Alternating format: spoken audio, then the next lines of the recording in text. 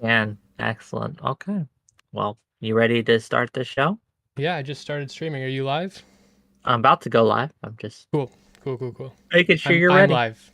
I'm live. And then I will go live too. So give me Cool. one moment.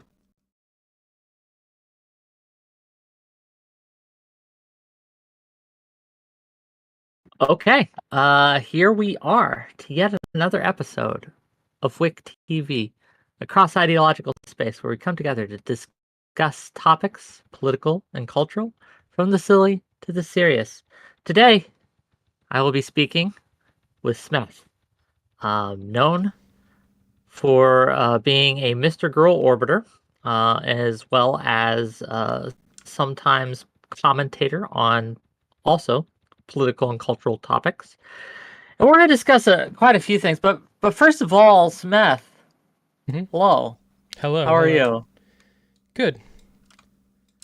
Oh, and second of all, Small Peanut, thank you. Thank you for the Prime sub. I really appreciate you. Okay. Um, I'm gonna be real with you, Smith. I've Yeah, been yeah. uh I've been vacillating back and forth about how I want to approach this. Um, I could be combative or I could be exploratory. And I'm not sure which route I want to go still. It's something I just don't know. Um, can I start perhaps this way? Sure. What introduced you first to Mr. Girl? How were you introduced? What was the first content you saw of his? What drew you in initially, out of curiosity? Um Destiny. I saw Mr. Girl through Destiny. And when Destiny had like on his VOD, he had like it stopped watching his stream and it just showed his music and he just had his album cover and he had Mr. Girl's music on for like a minute and a half just uninterrupted. Then I was like, "Oh, okay. Well, I've seen him like twice now. I got to check this guy out." Interesting. And because of his music, you went and you checked him out, and the rest was history, kind of? Honestly, his music, everybody says it's like so great. It's good, but I liked him because of how emotionally honest he was, and also because he's different from a lot of the commentators and like that he has a different perspective. I would say it's much more psychoanalytical perspective, and A unique kind of way of tackling yeah, these issues and thoughts. like in this space, like psychoanalysis is like if you engage in that and all, people will get mad at you. And I think he's normalized it, and I think that's good. Can you give me an example of what you mean by psychoanalyze, The just way he so we're on treated the you same was page? very psychoanalytic. I Okay. wanted to talk to you about that. I know what we, Yeah, we no, no doubt. what we agreed, what we planned on talking about Hmm. was the Destiny report. Yes, And and we now it's will. I broadened. promise I you. watched you on your stream. You were talking about how you wanted to ask me about Mr. Girl, and it's broadened, and I'm fine with that. Um, if I was Mr. Girl, I would fixate on that though. That fact that that has changed, and that's what happened in that conversation, in many ways. Um, and the thing about talking to Mr. Girl, is, which it is like lifting free weights. At least not Okay. probably not talking to him in everyday life, but like having these kind of discussions. Um, Especially given that the thing you were talking to him about is something he's like really attached to.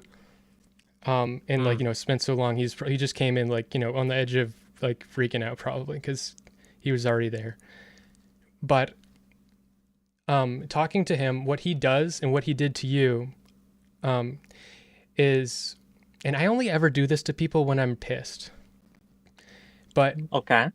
what he did, and he does to me when I fucking repeat myself so fucking much. This is my worst quality. He pointed out everything you were. I agree with most of his criticisms of you, but I don't think that he Really? should have. Yeah, like So you think I was no? Let's talk about well, this let because me explain though. I want to explain what I'm briefly, saying. right? So Okay. I can actually engage with it. But yes, please. Yeah, yeah. So I agree. Like on like I like explicitly, like he was describing your behavior and how he perceived it and what you were doing in the conversation. And I only ever do that when I want to piss someone off. But what he does that as a standard way of operating. But he does that with the expectation that the person he's talking to will also do that with him, because he wants everything to be out in the front. So everything that you notice he's doing, he wants you to be like, no, you're doing this, and he's very comfortable doing that. But most people, that's like an extreme emotional exercise to be able to do that. Well, I think it's also a foolish exercise. Ascribing, I should say, in intent on why someone is doing what they're doing is a very fraught exercise. And let me kind of explain what I mean here. We often project our emotions, our thoughts, our feelings on those around us because we are feeling a way. We assume the other person is always also feeling a certain way, right? Because we would do something in a situation. We assume the other person would also do these things in a situation. Mm-hmm. And this is largely a mistake. I think that we assume too much overall in this space. And also in general, people in general, like outside of this space. I think that's not what I'm saying, though. I think that's what I'm hearing. This is what you're communicating. Does that make sense? I hear what you're saying, but I want to draw a distinction. But Please. he probably does that. Like, nobody's perfect, but the ideal Mr. Girl, right? What he strives for isn't that. He'll tell you how he perceives you, not as if it's like, you don't have to agree with how he perceives you. He's like, because let's say that I think that you're like fucking me over right now. Okay. You should know, like, if I feel that way, you would want to know. Like, it would help the conversation if you knew. So he'll do that. The conversation between me and him? No, but that's different. Okay. It just in Why general. Why is it different? Well, I want to wait. I'm getting confused. I was going down a certain train of thought. In general, I think it's helpful to be emotionally forthcoming and direct in communication, and I think that's what he strives to accomplish. But he uses some particular skills of observation that the people he talks to don't necessarily have. Like if you were pointing out the way that he was, I don't remember what happened in that conversation. An example I remember, because it was recent, was in a conversation with Katie. He wasn't ascribing intent to her as much as he was saying, you messaged me about moderation before this happened, and what you messaged me was that if I leave, you want me to assure you that I won't leave because of your moderation. And he was saying that's not an intent that he's describing. He's saying what you're doing by doing that is putting me in a position where if you do piss me off and I leave, it'll make me look bad because I said I wouldn't. So that's not ascribing intent. It's like, it's actually, there's a second. It's assuming intent, though, right? Like this, No. And because I saw the conversation, I saw that example. Again, he assumed and he read into why Katie was doing what she was doing, why Katie DM'd her that, and I think it was just a mistake. He incorrectly. I don't think that's what happened. Because part of that conversation, like if we went back, I know you just disagree with me. That's okay. But we talked about many, like explicitly, how I believe her intent is good, and I think that I trusted her, and he's saying that her intent doesn't matter because regardless of if she intends it or not, this is the effect that statement has on me. Because she said that, she's putting me in a position where it will make me look bad, where it's removing my agency to actually leave or take umbrage with her moderation style. And the reason he was went down that path of having that conversation so aggressively is because the conversation about moderation he finds it as much more interesting than the actual conversation about feminism, because it's not something we commonly do in these spaces. That's his thing. Whether you hold on. People are complaining about my audio. Let me adjust it. One moment, please, friends. It's all right for me on my end. I understand. Okay. Hopefully it's better. We'll find out. Anything thank you I can do? for letting me know. Just keep being you, Smith. Okay. I'm thinking this is going to be a little bit combative, but that's okay. Sure. Because that doesn't mean I'm not like angry at you yet. I'm not trying to trap you or get you in a gotcha. I'll just be straight up. If you want to know my intentions here, I'll just tell you. Well, Right? here's the So we can be thing, on the Mr. same Girl would page. say. He would Yeah, say, but you're not Mr. what Girl. he, but I want, but what he would say is, if you're not trying I don't care. I'm not talking to Mr. Girl. I'm talking to you. I know, but I'm trying to explain. You're talking to me about him. In part, yes. Okay. I won't say what I was going to say. I won't. Okay. I'm talking to you. So what I'm going to do right now, I'm telling you, okay, that I am going to tell you how I feel. I'm going to tell you what I'm thinking. I'm going to tell you what I'm going to intend to do. Okay. And you can discuss that, and we can get into a weird meta conversation about it, or you could just believe me and we can move forward from there. That is up to you, and I'll let you make this decision on your own, Smeth. But what I intend to do today is to save you. I think you're trapped in a black hole. You're orbiting a black hole. I did not have much of an opinion at all on Mr. Girl either way, but through interacting with him and seeing his interactions with people I know and respect, I am becoming to think that he is a force of destruction and is fundamentally, my assertion here, is fundamentally, he is a dishonest person. So this is a secret intervention. A secret intervention? I told you we're going to talk about Mr. Girl, right? Okay, I'm telling you, it's not secret. This is why I'm telling you, so you don't feel trapped or you don't feel like I'm coming out of nowhere. I'm not trying to trap you. Okay, I'm deciding right now. This is an intervention. Right? That yes, this is an intervention. Okay.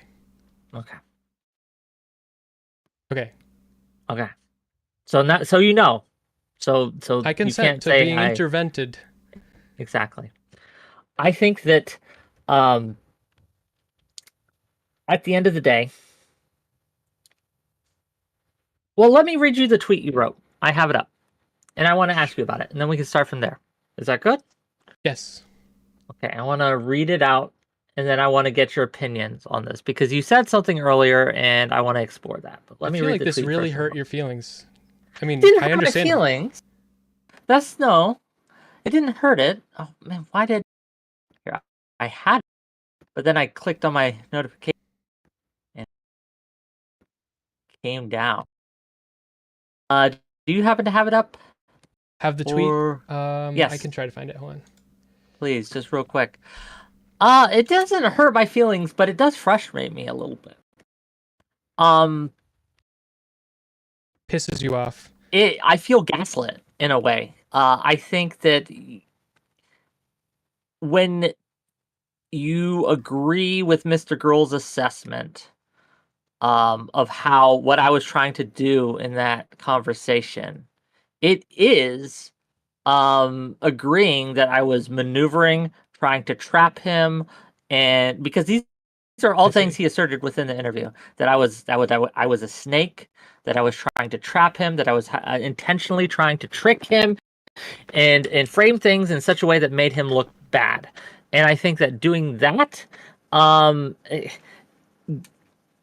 I want to know why you think that. I want to know what I did, what I said, why I said. Let's read the tweet though. You sent it to me. It's going to be having to coming back to me because it's been a while since I watched that, but I would love to talk about that. Fair enough. Mr. Girl, this is Real Smith. You tweeted this out the night of my interview with Mr. Girl. And this is what you said. Said Mr. Girl has been bad faith in his past two streams, Hotline and his stream now with Whick TV, pointing out Destiny-like. I'm aware. Yeah, that was fine. Pointing out Destiny-like conversational tactics while not offering an out. It's relentless. It's important for him to make it clear, but he's so vitriolic. And then you tag him. I get it. He is sick of it, but it's also very unkind. Just because someone is optically bad at receiving criticism real time in a conversation doesn't mean they aren't actually engaging with it. And I'll give you this grace. So that's the tweet, gang. So you know. I'll give you this grace that sometimes I could be bad at taking criticism. That's true. That's not an incorrect statement, right? I don't know if that's what happened that night though. right? Well, So can you give me your thoughts? I've talked a lot. to be Please. fair, when I say taking Chris, he was criticizing your very style of communication itself. And it's coming back to me. What he was saying, if I remember correctly, a lot of what he was saying was that you were running defense for Destiny, and a major part of that was Yes, you that you was made one. the conversation about him and his writing of the article rather than the content of the article himself. Even though maybe it would have gotten there, which that's why I see it as bad faith that he hyperfixated on those things, and that was something you wanted to ask, whether it be in defense or Destiny or not. I think I would argue, or I would argue it's highly likely that it's just the general zeitgeist of the space that those questions come to mind, whether they do run for defense for Destiny or not.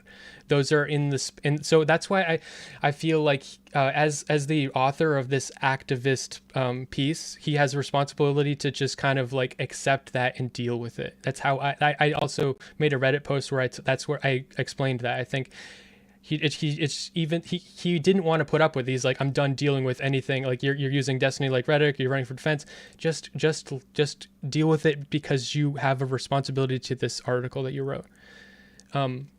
That's my feeling. He doesn't agree. I understand. So the Go on. conversation very well could have gone in the direction he wanted it to had he been more good faith, and like the good faith would be the faith that it's going to go there, you know.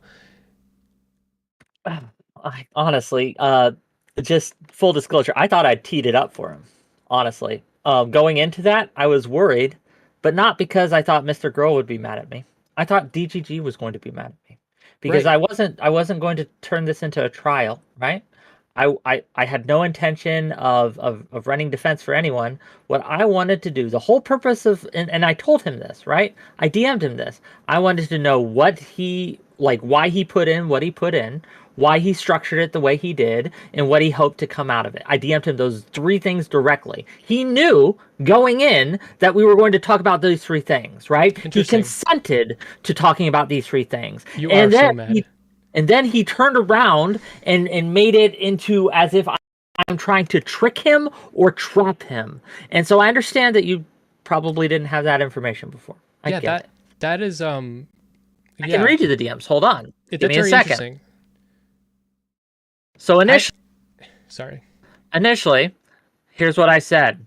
I said, okay, I just saw your sub. This is on 3/25/2023 at 5:57 p.m. Okay, I just saw your Substack drop. I will be reading it tonight. Would you like to come on my show tomorrow, 8 p.m. Eastern, to discuss? I mostly want to talk about how you went about it, why you focused on what you did, what comes next, etc., i.e., what you hope people to take away from this, what changes in the world you'd like to see because of this. Again, these are all about structure. These are all about intent. These are all about his choices and what they went in. I didn't Mhm. talk about the content. Like, we weren't going to talk about the content itself, right? Right. And had you read it before the interview had happened?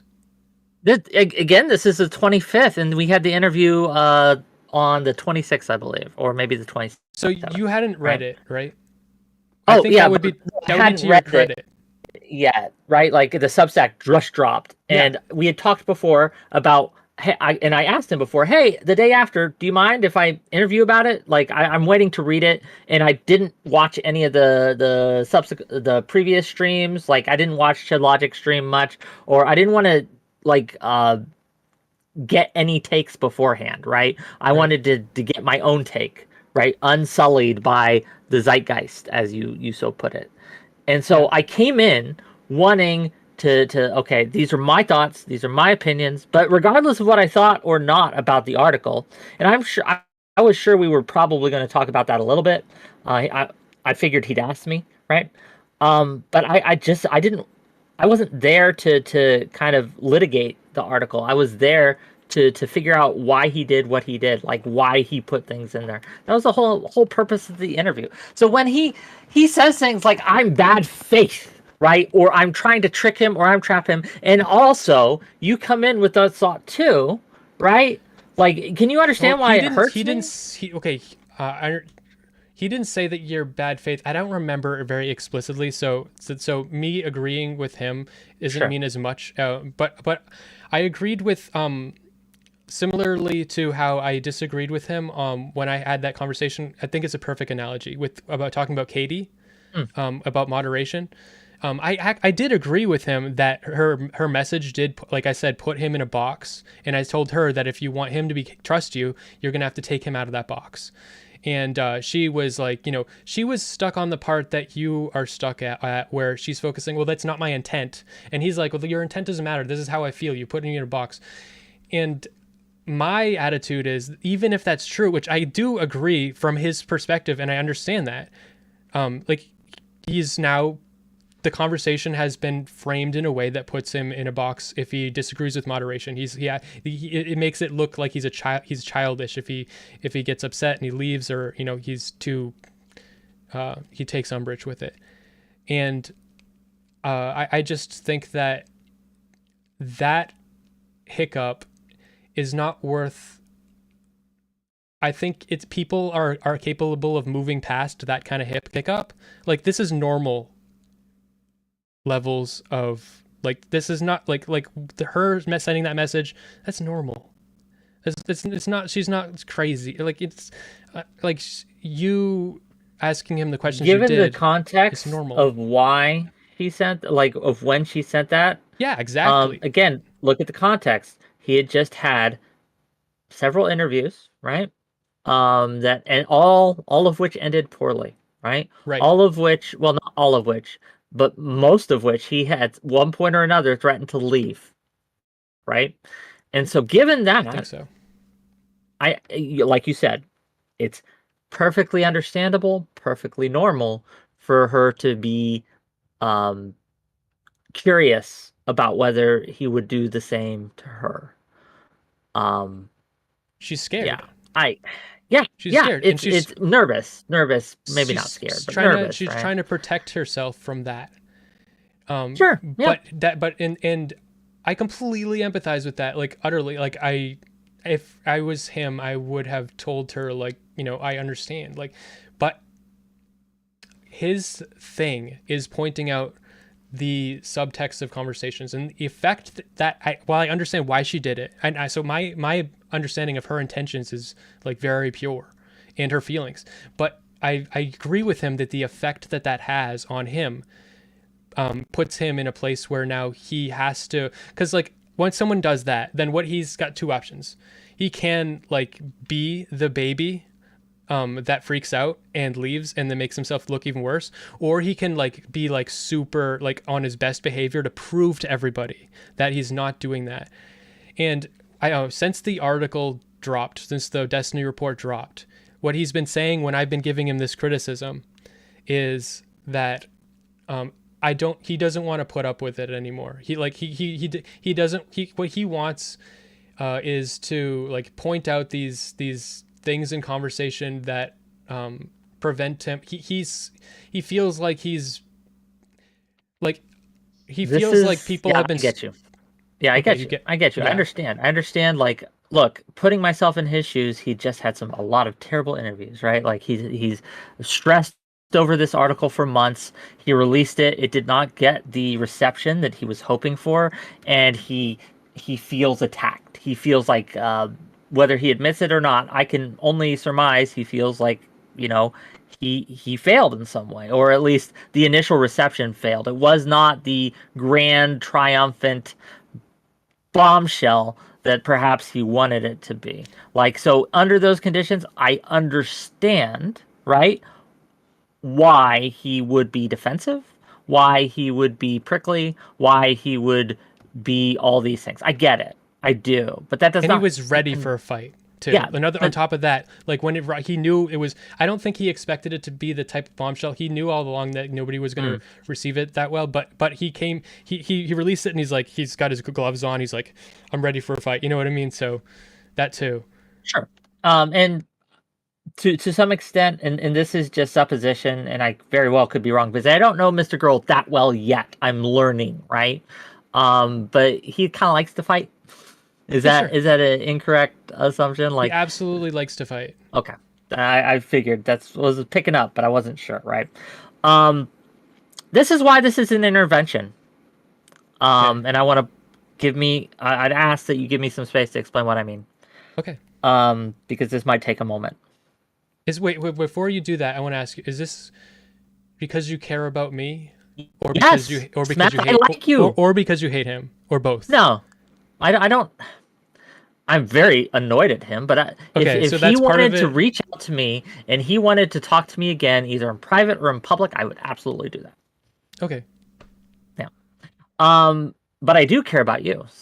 I like you. I think that you have an interesting, unique perspective. I think that you have a different way of moving in this space that can be annoying at times. Don't get me wrong, but we all can be, right? But I value your willingness to be open and to communicate, and I like that. Yeah, it's fine though. It's fun. It's fun. It can create the fun moments, right? And that's good. That's good. Um, but Smith, you are falling in, right, to traps. And I think partially this is because of Mr. Girl and your association with him. I think that you were learning bad habits. Okay. And I want to kind of point out something you said earlier, just Okay. now, about how he's like, when Katie does that, he has two options. Mr. Girl did the same thing to me, right? He said almost those exact same words when I was in the conversation. He says, when you ask that question, it really only gives me two options. Well, maybe three options. And then he outlines those options that he thinks it gives him.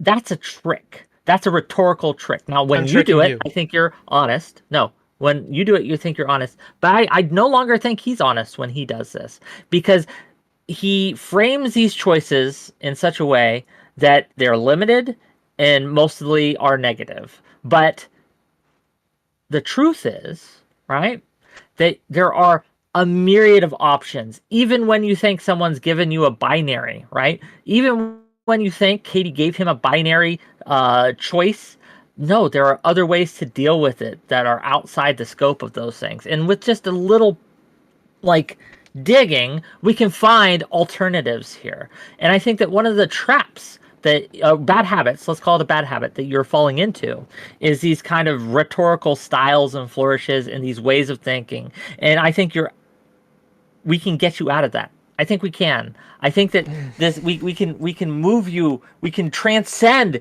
these bad habits and make you better, Smith. Really. Uh,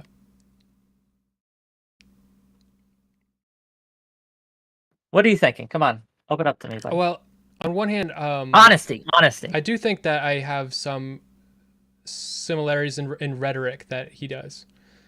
Absolutely. Especially, but I think a lot of that comes from, well, some of it explicitly, like, I noticed I picked up a couple things he said.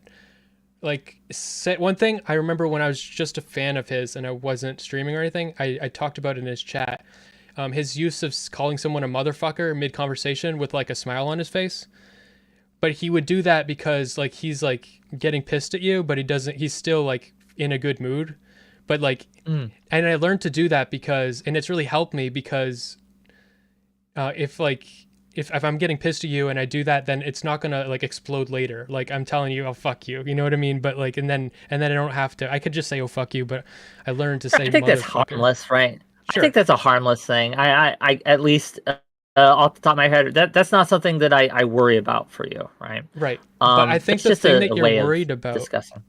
Oh, what am I worried about in your opinion? Go Okay, ahead. well, the first of all, like, I'm defending him, and so the things that I said, like when I said it gives him one of two choices, that's me defending his perspective. But I don't. I'm much more agreeable than him, for better or for worse. Honestly, maybe for worse, maybe for better. I really don't know. But I don't like. I agree with you. There are more options. But Can I ask? but to Oh, him, go ahead. I do like when I said when Katie sent that message to him, and I love Katie. So I don't want me She's great. keeping I like Katie too. like harping on this to be any type of assassination. When she sent that to him, I can totally empathize with the feeling of like, oh shit, because I don't want to have to be on my best behavior. And you're making it so that I'm going to have to try to be on my best behavior. And if I don't, then I'm going to look like the bad guy. And there are other ways to navigate that. But those, Sometimes in certain situations, those other ways of navigating things are just emotionally very difficult, and like challenging. And so I think that Mr. Girl has had a lot of conversations about his communication style, and I don't really think I have this particular issue. Yeah, well, But before we the go thing too about off, okay, because I don't want to forget it, because I have a okay. question for you, and maybe this can inform the rest of the conversation. Do you defend Mr. Girl because you like him? Because you think he's right? Do you defend him because your natural inclination is to defend someone who gets dogpiled and seems to under attack, like to fight off the perceived bullies? Okay. Why, I That's guess, what I to be was more getting clear, at. why do you defend Mr. Girl? Okay. Hold on. Recenter myself. So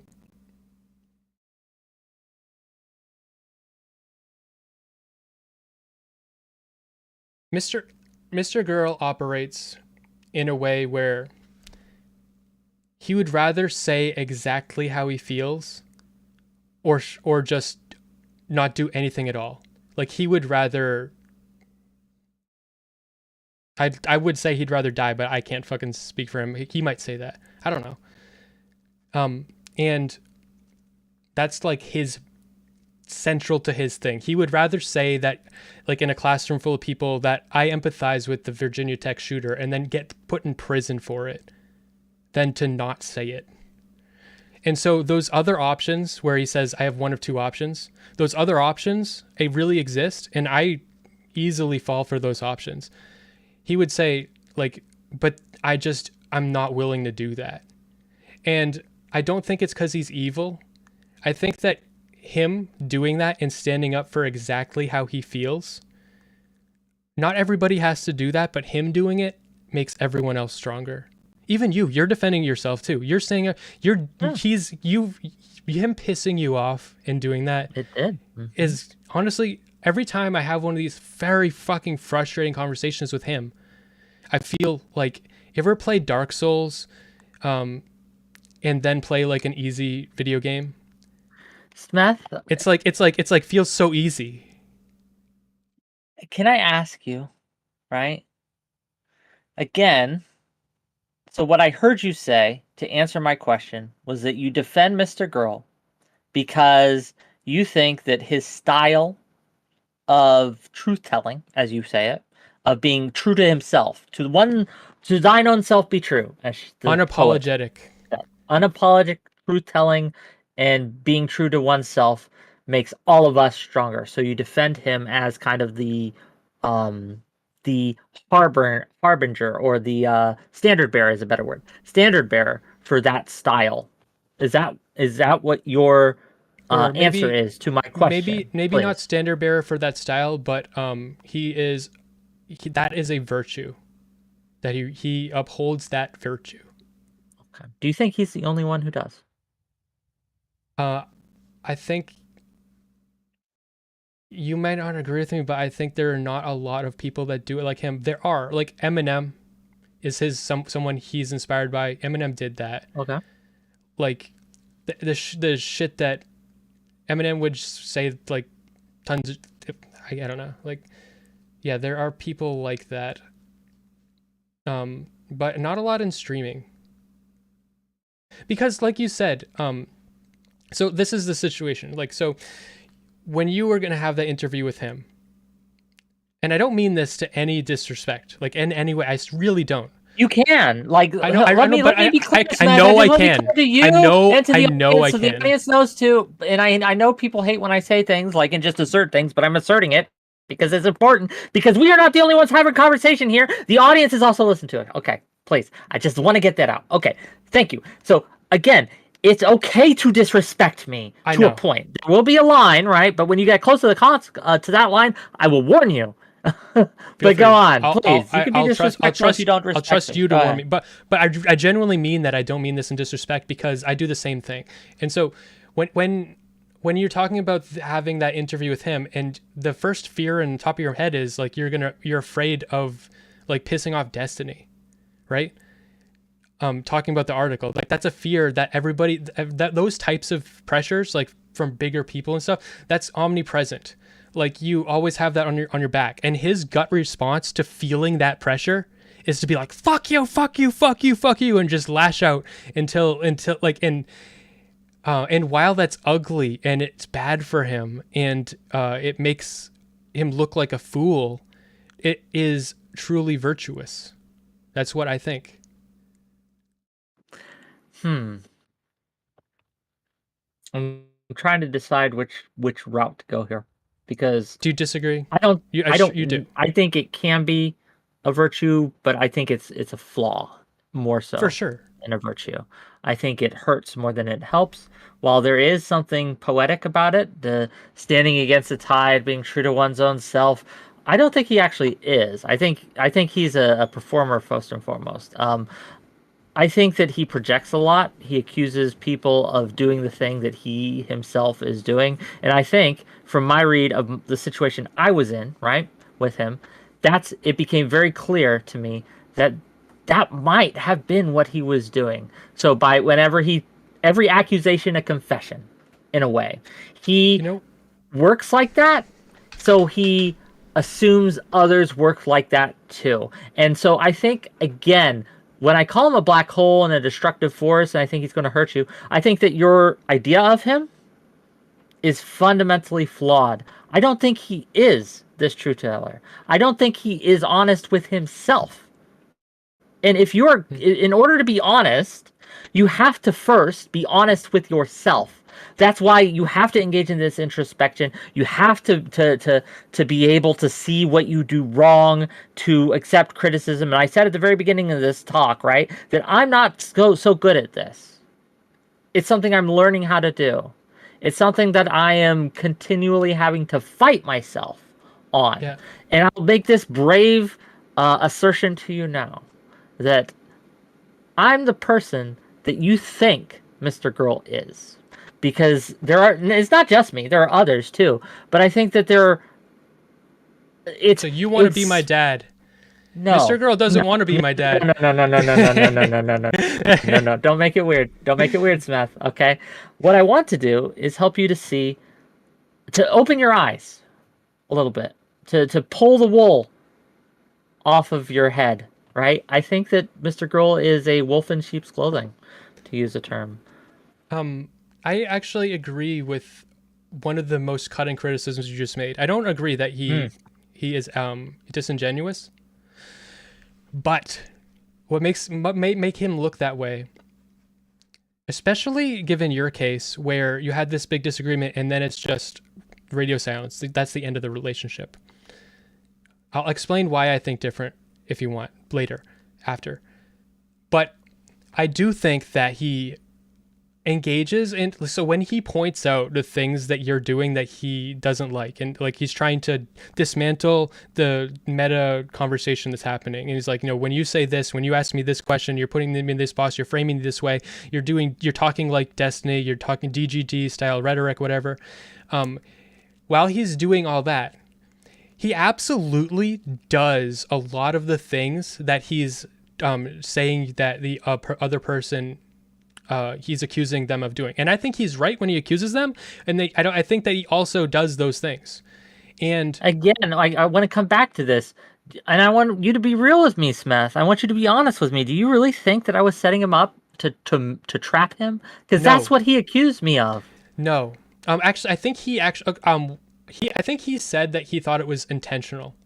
And I completely don't agree with that at all. But I do think that some of your questions, like just similar to how Katie's DM to him puts him in a box, I think that he was very astutely pointing out how the questions you were asking put him in a box. But I completely understand why you were asking them, just like I understand why Katie was asking those things. And I think he should have just moved past it to get to the better meat of the conversation, because I think it was inevitable. And I think it's not fair to you to expect you not to do that, given the environment in which you're making content. I think it's just, like I said, I think that is bad faith.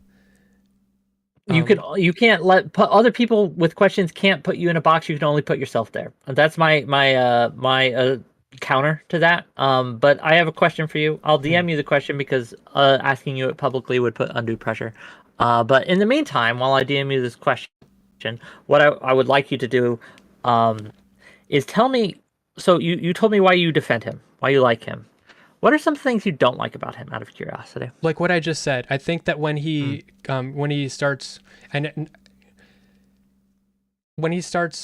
being very critical of people and how they are affecting him, because he's so I think he's very self-aware. He's so self-aware of everything that your communication is causing him internally, and and how it's affecting his ability to communicate. I really do, but I think that when he gets in that mode where he starts I mean, a low blow. Thank you for the $3. Okay, carry on. Sorry. I think when he starts pointing all these things out, he becomes much more blind to the way he's affecting the person he's talking to, because he's so focused on defending himself that he's not focused on defending the person he's talking to. And that's a problem. That is an issue. I think this is going to be the core disagreement we have. I think the meat, the core central thing we were going to have to disentangle is whether or not we think that Mr. Girl is first of all, is self-aware and is being honest with himself. I don't think he is. I can't speak so much to the self-aware thing, but the being honest with himself, I think he absolutely is not. I can point to reasons I think that is. It's not entirely his fault. But yeah, so once you respond to me, we'll get into it, and we'll carry on based on whatever. It's up to you. In the meantime, gang, if you guys have questions that you want to ask either of us, Smeth or me, super chat them. Throw me some bits. I'll do my best, right, to ask them, but we can make some money. Okay. Give me 1 second. Is that all right for you? Yeah, that's perfectly fine. So, and you're gonna be fair to me. I'm trusting you. I am. Okay. Because I didn't know. You are biased Sunday's in this conversation. Sure. President Sunday DN, just to let everyone know, since you did answer my question. So President Sunday DN me and said if he could join us. And I thought that'd be interesting, right? But we're gonna do this for a while. Let's give it a good 30 minutes to an hour. And then after, if President Sunday still wants in, he can jump in. Is that what I said in response was, I just don't want it to be Whick and Sunday versus Smith. Sure. Because I'll be overwhelmed, and but I'm totally happy talking to either one of you. So if he joins, then it can be like you can moderate, and I'll just trust you to moderate. I have some discussions I want to do with you first, and so yeah. Okay, and thank you for the $5, D-Trick. Straight facts about Max's projection beat away. I agree, but again, we'll talk about this, right? So let me tell you why I've come to this conclusion. Do you mind if I explain? Sure. Okay. So why I've made this conclusion is something he actually said recently in another interview other than me. And he said something that I sympathize with, but I recognize it was an oh no moment for me in a way, right? It was an oh no moment for me because I've seen many people fall into this trap. And I think that for him and his situation, it was uniquely bad. So let me kind of paraphrase what he said. I can't remember exactly, but he said that everyone he trusts, everyone in his immediate sphere, told him that the article was good. This is a red flag. There's a reason. He didn't just say from my experience. He said everyone he respects. Yes. Thank you, D-Trick, for the other $5. I believe Max's unnerving explanations about himself. He tells the truth, but I wouldn't call him honest. Pickerton Dan Pie, Mr. Girl has openly admitted that he does not want to have to care about the other person's interest. This philosophy is his right to be selfish. We'll get to that, though. Which is why talking to him is so taxing. Sure. It's why, it's like playing fucking Dark Souls, because then after you're talking to him and you have to defend yourself, and he lets you, he encourages it, but it's so fucking hard. And after then you have a conversation with anybody else, and it's like, this is so easy. Okay. President Sunday, he's saying his contributions will be spare, and he thought you did pretty well yesterday. So, do you Thank mind you. if he just listens in for a while? Like, Sure. can he be in the call while we're here?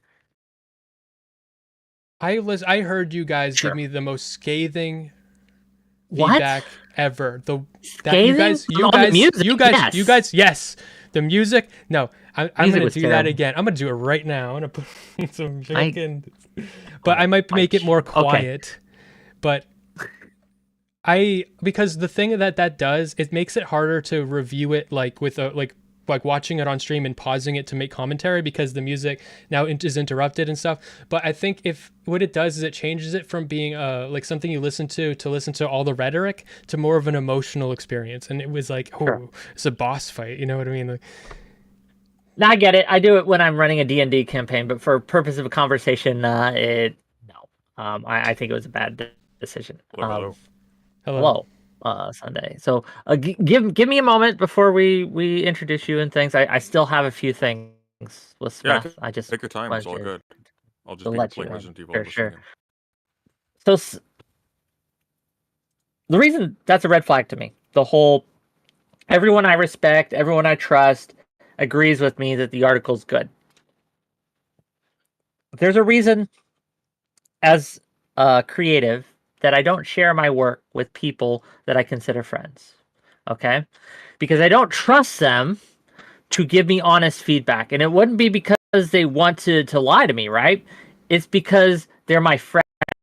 And so they're incentivized to not be honest. They're incentivized to tell me what they think I want to hear. Okay? This is just true in any friend group. Okay? And this is why, now that Sunday's here, that Sunday's interview with Mr. Girl was far more damning than mine was. Because Mr. Girl is a known opponent of Destiny, or was a known critic of Destiny, to say better. And his assertion that the article was poor had a lot more weight. And so I think that Mr. Girl has surrounded himself, intentionally or not, I don't know, with yes men and women, right? Yes people. But the thing And is, this feeds into his unique form of dealing with the world, his unique view of himself, and it's created this kind of dark, cursed feedback loop that makes it almost impossible for him to know I don't when think he's he surrounds. fucked up. I disagree. He doesn't surround himself with yes men. If he did, he would not let me be his orbiter. That's for damn sure. You agree with him on the core things. The disagreements you have I agree with him. largely let me finish. They're largely cosmetic. No, I agree. I agree with him on like people. The things that people disagree with him the most are just, in my mind, just like dumb.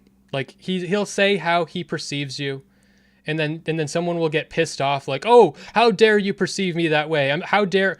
Well, like, you can't tell him not to perceive you that way. So he's telling you that, and maybe he's a fucking moron. That's just how he feels. Like, and I don't think he's lying. I think he's fucking honest. And that's just most of the fucking disagreements. And I'm never going to say that, oh, he actually doesn't feel the way he does, or he's dishonest. But I do disagree with, well, like with a fucking ton of substance. Like the other day he was saying that like streamers like should not like ever be like friends with their fans, and I'm like, that's retarded. Like if you have like 100,000 fans, if you have like 5,000 people in your chat right now, you should not tell them that they're all your friend, because like that would be a lie. But if you have 10 people in your chat, like you actually could be, and it's not you shouldn't tell them that being in my chat guarantees you my friendship. But like it's just such a I'm only friends with my tier 3 subs, and for Right. people who give me $50 donations or further, they are my friends. The rest, not really my friends. So. But I anyway, like, I just disagree with him all the time on a lot of things. But the thing I'd agree with him on is that virtue I told you. Like, even if it makes him like a raging lunatic, like it makes him look bad. I'm glad he's doing it. You can be glad he's doing it, and you can recognize the virtue that Mr. Girl has. And I'll do this right now, right? Mr. Girl is very entertaining, and he's a great performer. He's artistic. His music's pretty fire. I like it a lot. And I would agree with you that if he was the person to be kind of true to himself, I think that would be admirable indeed, but I just don't think he is.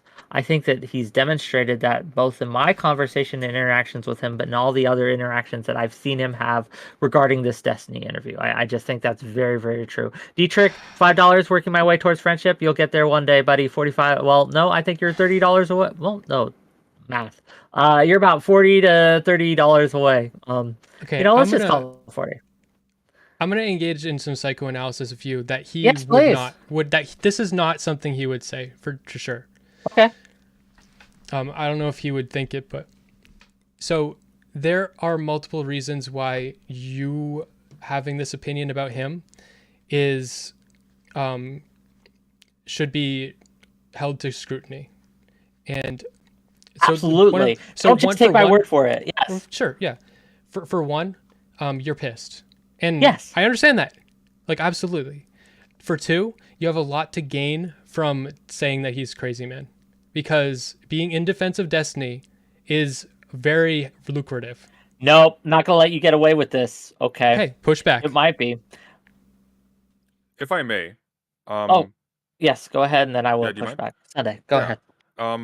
He is correct that there is, money to be made, pointing out in an entertaining fashion how crazy Mr. Girl is. Whether or not that's in defense of Destiny, I would say he's probably got us both there. Yes, but there is more money. There is more money to be made in the long term by appealing to Mr. Girl and keeping on good terms that he continues to engage with you and come on your show. I can demonstrate this through the numbers.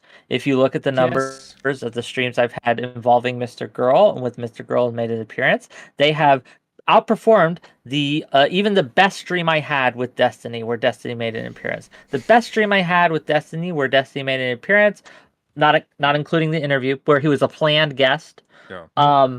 Was 15,000, 16,000, something around there, right? Okay, we got 15 to 16,000 views. But let me finish, right? Let me finish. No. The first interview with Mr. Girl that I ever did, 45,000 views, right? And then the second interview, because we chopped it up, my editor's very, very good at her job, and chopped it up into various parts. All the parts together plus the live views, over 100,000 views. Okay, the money is definitely on both ends. So you have an incentive. The context, while true, isn't as damning a point as either you or Mr. Girl has tried to make it out. But you were never both ways. You were never defending him. If I may, Smith, just to be clear very quickly. The point I'm getting at here is that I think with respect to Destiny, his appearances are just sort of run-of-the-mill and usual right now. Mr. Girl right now has a lot of value because there's all this hubbub going about him that even now is dying down quite a bit. I don't know if you wouldn't have diminishing returns in the long run, as we see with Destiny as well. Like, he brings in views, like, no doubt, but not as many as he once did because he's goes around so much. Like, the novelty of it is diminished. It just, again, this financial incentive. Look, when I was getting flack from Spicy Chat's community, when I was getting a lot of flack from DK and that corner of the internet, it's funny. They went through my GoFundMe and they found a donation that Lav had made to my GoFundMe. And they say, look, you have financial incentive to favor Lav and to let Lav on. Lav's donating to your GoFundMe. Right? We found you out. No, the financial incentive is having her on. I also read a post recently that I was linked to and made aware of on Mr. Girl's Reddit. a Mr. Girl fan, also went through my GoFundMe and found a donation that a DGGer had made to my GoFundMe and said, aha, this is why he's financially incentivized to kind of support Destiny. And this is, and it was a whole this conspiracy brain take about how, because the donation was before the interview, that this donation was what swayed me in order to going hard against Mr. Girl. It was a real schizo post, gang. I recommend you check it out. But just real quick before we move on too far, Fondue paid $5. In every talk Mr. Girl has, he will stop to say he feels lied to, but each time the thing that triggers that feeling is pushing on its worldview. They pay another $5 to say Whick saying he's not lying gets him yelled at because Mr. Girl is calling him a liar to get Whick to shut up. Emotionally abusive behavior, maybe. And yeah, there we are. Okay, so yeah. To be clear, I'm not valorizing the monetary incentive critique. Sure. I have the same position as you on this, and Yes. I don't think I've benefited from either of these communities in any significant way. The Whick Sunday Alliance, however, is going to make us both very rich men. We'll be having this conversation about us someday. Yeah. Okay. So here's the thing. So if that's all true, that also says something about me. It says that there's an incentive. You're saying that would imply that there's an incentive for me to remain amicable or there's incentives both ways, is what I'm trying to say. Or have positive Yes. or have a positive rapport with Mr. Girl. There's dueling incentives. Let me explain. Hold on. Oh. Let me finish what I'm saying. Okay, so Please, quickly. I think that you never had any defense of Max Carson. You've never done that, and that's something that takes, I think, a lot of bravery. Because, if I might toot my own horn, because to defend someone who has this virtue that is completely comfortable making an absolute fool and ass of himself in service of his beliefs is like being aligned with a fucking town drunk. It can't make me look good in the long run. To someone, it'll make me look good at any one point in time, and then he's going to say something that pisses them off. Even if you agree with him on one thing, he's going to piss you off somewhere, because he's always, if there's something that he could say that you're going to disagree with, that's the one thing he wants to say the most. Jerkle Motor says for $5, a Sundick stream on the most repugnant human by way of his orbiter. Nice. That's very mean, Jerkle Motor. I know you paid $5 to say it, but Smeth is not the most repugnant human. I like Smeth. Smeth's a good guy. Oh, that's what I'm talking about, though, and I don't mind that at all. It doesn't really get to me. There are things that get to me, and someone calling me repugnant, it's just my association with Mr. Girl gets a lot of that. It does. But again, you are acting as if these incentives only flow one way, right? And it's just a misreading of the ocean that we swim in. There are multiple currents. There is incentives to criticize Destiny just as much as there's incentives to defend him. Yep. There's incentives to defend Mr. Girl. They are there, even though there are disincentives at the same time. And these are all contextual based on your spot in the ocean, the size of your fish, right? Or the size of your boat, if you want to use a boat analogy here. It's not as simplified as people try to make it when they say you have an incentive to do this. They're obviously correct in a lot of cases, but it's not that simple. It's not that cut and dry. Please go ahead.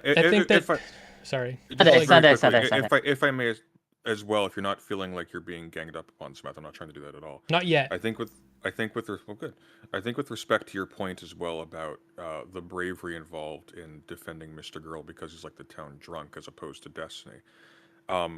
I mean, certainly right now it probably takes a certain amount of cojones to do that, but I don't know if you've seen Destiny's Twitter or the kinds of interactions he's had in the past. There's definitely a greater material benefit to being in Destiny's good graces for a prolonged period of time. But optically, that creates problems for a lot of people. There are streamers who are quite successful who have intentionally distanced themselves for that reason. On his Wikipedia article, there's a politician who's done so. I don't think in this particular context, especially given that Destiny basically built this guy's career, I don't think it's really that clear cut where one of these people is just spotless and clean publicly and everything, and then one of them is just, he's just like awful and disturbing and gross. Like, Okay, the thing about yeah. Destiny's absolutely not spotless and clean. I think the article should serve to that effect. But Destiny is big enough and has enough orbiters and influence and connectivity, and his reach is so big. His fans are so adamant and so like his fan base is so impassioned and will like go out and defend him. They're just so activated compared to like Hassan, that no matter what he says, it's like Trump. It's like there's a lot to gain from being aligned with Trump. Like he's not sparkling clean, but he's so big that to any person that is aligned with Trump, agreeing with Trump makes you look sparkling clean. Again, yes, but the judgment is not coming from God or some moral outside. It's coming from the audience, and the audience of his is bigger. So if you align with someone bigger, it makes you look clean. The audience isn't a monolith, and this is true for any people, because you have to realize that not everyone watching a bigger person, this is especially true the bigger you get, coming for or against someone like Trump puts you in camps. It makes you friends and enemies at the same time. Mm-hmm. It's not a one-way street. Right. But this is being kind of neither here nor there. Being for Trump and against being for Trump and against Bernie Sanders. Being for Trump. No, we're not. You're. I'm getting stuck because I'm going to defend my point because you want to go past it. Being for Trump and against Bernie Sanders gets you more support than negative, because Bernie Sanders has like dog shit power compared to Trump. So me being, you can moderate Sunday. Go ahead. I can. Okay. Shut up. Me being on the side of Mr. Girl, because he's so much smaller than Destiny, is worse for me than being on the side of Destiny. Me defending Mr. Girl against Destiny makes me look way worse to more people than the other way around. It's not an equivalency. Okay. Smith, do you agree to my moderations, just so you both get adequate time? Sure. I'm impartial. I hate everybody, as Wick knows. All right. Smith, you've spoken. Wick, sure. Respond, please. Yes. Well, even if I grant you all this, this is kind of like neither here nor there from what I'm trying to discuss with you, and the conversation I'm trying to have with you is again, as I told you at the very beginning, this is an intervention. Smith, I'm going to save your soul. I'm going to save you from this black hole. Now, I get it. I also have this tendency, right? When I see someone being piled on, when I see someone being ganged up on, my initial tendency is, don't do that. Don't gang up against this person, even if this person deserves to be ganged up on, or deserves a weird word, but deserves to be piled up on, right? My tendency is, I don't like it. It's when everyone was coming out against Lav, right? And everyone was piling on against her. It made me feel icky, right? I understand why they did it, right? I get it. But at the same time, like, I was like, this is just unnecessary. It's hurtful. People are just trying to, they're just doing it to join the bandwagon at this point, to virtue signal. And I thought it was disgusting, right? And that's one of the reasons I let Lav on my stream and kind of tried to give her, space again when no one would touch her. She was a leper, right? And so I wanted to do that. So I get it. I do. But what I think is happening is I think this tendency, which is a virtuous tendency, is blinding you to who Mr. Girl really is. Well, I have more of a... So, yeah, when I wanted to put a pin in, and I did. Now I remember. So, after your conflict with him, now you have no relationship. But I've had a lot of conflicts with him where there is still a relationship. And he goes out of his way to make my relationship to him as least damaging as possible. I just Can I ask why you think that you had all these conflicts, but we're still able to maintain a relationship. Whereas my conflict with him burned that bridge. And origin of language, just before I do, I got $5 to say. Origin of language says, don't know why you're still wasting your breath with Mr. Girl content and his toadies. Avoid this tribalistic nonsense. I'll do whatever I want on my stream. Okay. Anyway, go ahead, Sunday. Before you answer that question, I think Smith was actually going to elaborate on how Mr. Girl sort of pads out the relationship in a caring way, I suppose. He sets boundaries. Okay, I thought there was going to be more than that. All right. Yeah. To Wick's question, I suppose. So the question is how? Well, let me rephrase it for you. Or phrase it again, perhaps, or repeat it. Why do you think that through your asserted conflicts with Mr. Girl, you have maintained a relationship, whereas my single solitary conflict with Mr. Girl burned that bridge? What was the difference? Why? I'm going to take another page painfully to you out of the Max Carson playbook, and I'm going to tell you that is a quest statement, and I would like to know what you think. Because you clearly are asking that because you have an opinion. So what is your opinion, motherfucker? My opinion, right? But I don't know if it's true.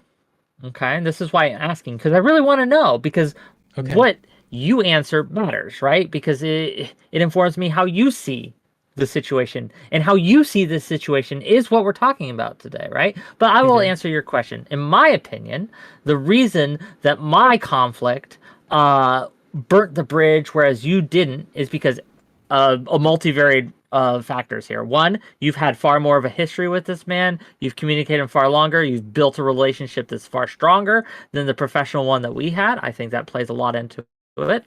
Two, I think that he came in and he expected one thing, but he got another, and that kind of shock just destroyed him. Three, I think that, as he said during my interview, that a lot of people told him not to talk to me, that the well had been poisoned by other actors, right, in this space who just aren't very big fans of Wick, right? And I think that poisons the well. A lot of people whispering. Oh, by the way, go ahead. Prior to his conversation with you, I told him, hey, keep on your toes with Wick. Yeah, see? Yeah. People poisoning the well, right? All the time. Okay? All these factors, and probably more that I could name, are why I think it happened. But I think that also, and important to this discussion, is I think that your criticism of him hasn't hit at the core of who he feels he is. And I think mine did. I don't think that's it. I think I have had, I can't remember specifics, but talking about Judaism and like parenting and some things, I think we've really gotten to, and I have some disagreements. And I've already disagreed with him about the core in this conversation. I've disagreed with what he would probably say about himself, like really strongly. I think that it's just that the article or the report, Destiny report, is like he's hyper protective of, like, he sees you asking him, and when he agreed to it, like you said, he consented to that line of questioning. But he sees that as detracting from the conversation he wants to have, which he just thinks is so important. And he's been like focused on this important conversation for, so long. And I think that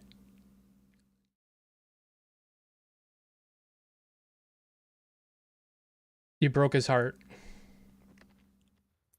Can I ask you, and I want you to be, I know it goes without saying, I want you to be honest, but I want to emphasize that to give you permission. Because, again, this is why I don't send my art to friends, because there's this incentive structure not to be nice, and I don't want you to be nice. I want you to be honest, okay?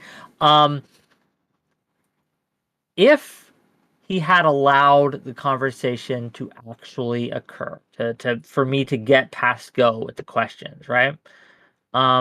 Which we both agree he didn't. right? He turned it to a meta conversation really quick. I didn't really get to dig into He did for a anything. while, but then he stopped. Yes. Do you think that we would have gotten to the content, to the meat, to the conversation about destiny and this space and abuse in this space that he wanted to have? Honest opinion. When I watched it, I thought yes. After hearing you say that you had agreed, like what you had agreed to talk about and that not being on it, and the fact that it was the day after, so you probably hadn't read it, which wasn't something I was thinking about until just now. I read every word before we go in. I hadn't read it when I initially DM'd him, but I read before the conversation. That's why I did it the day after I DM'd him and not the day of. So just to be clear. I still haven't finished the whole thing because I'm making a video about it, but I'm a very quick reader, but go on. Yeah. I don't think it would have, because that's not what you even agreed to talk about. When I watched it, I did think you would. Okay. I think that just to let you know my intention going in, right? And you could believe me or not, my intention was to use this as a springboard to talk about what I think, and I agree with Mr. Girl, is a problem in this space. The incentives to abuse that are rife in not only Twitch and YouTube, but in social media in general.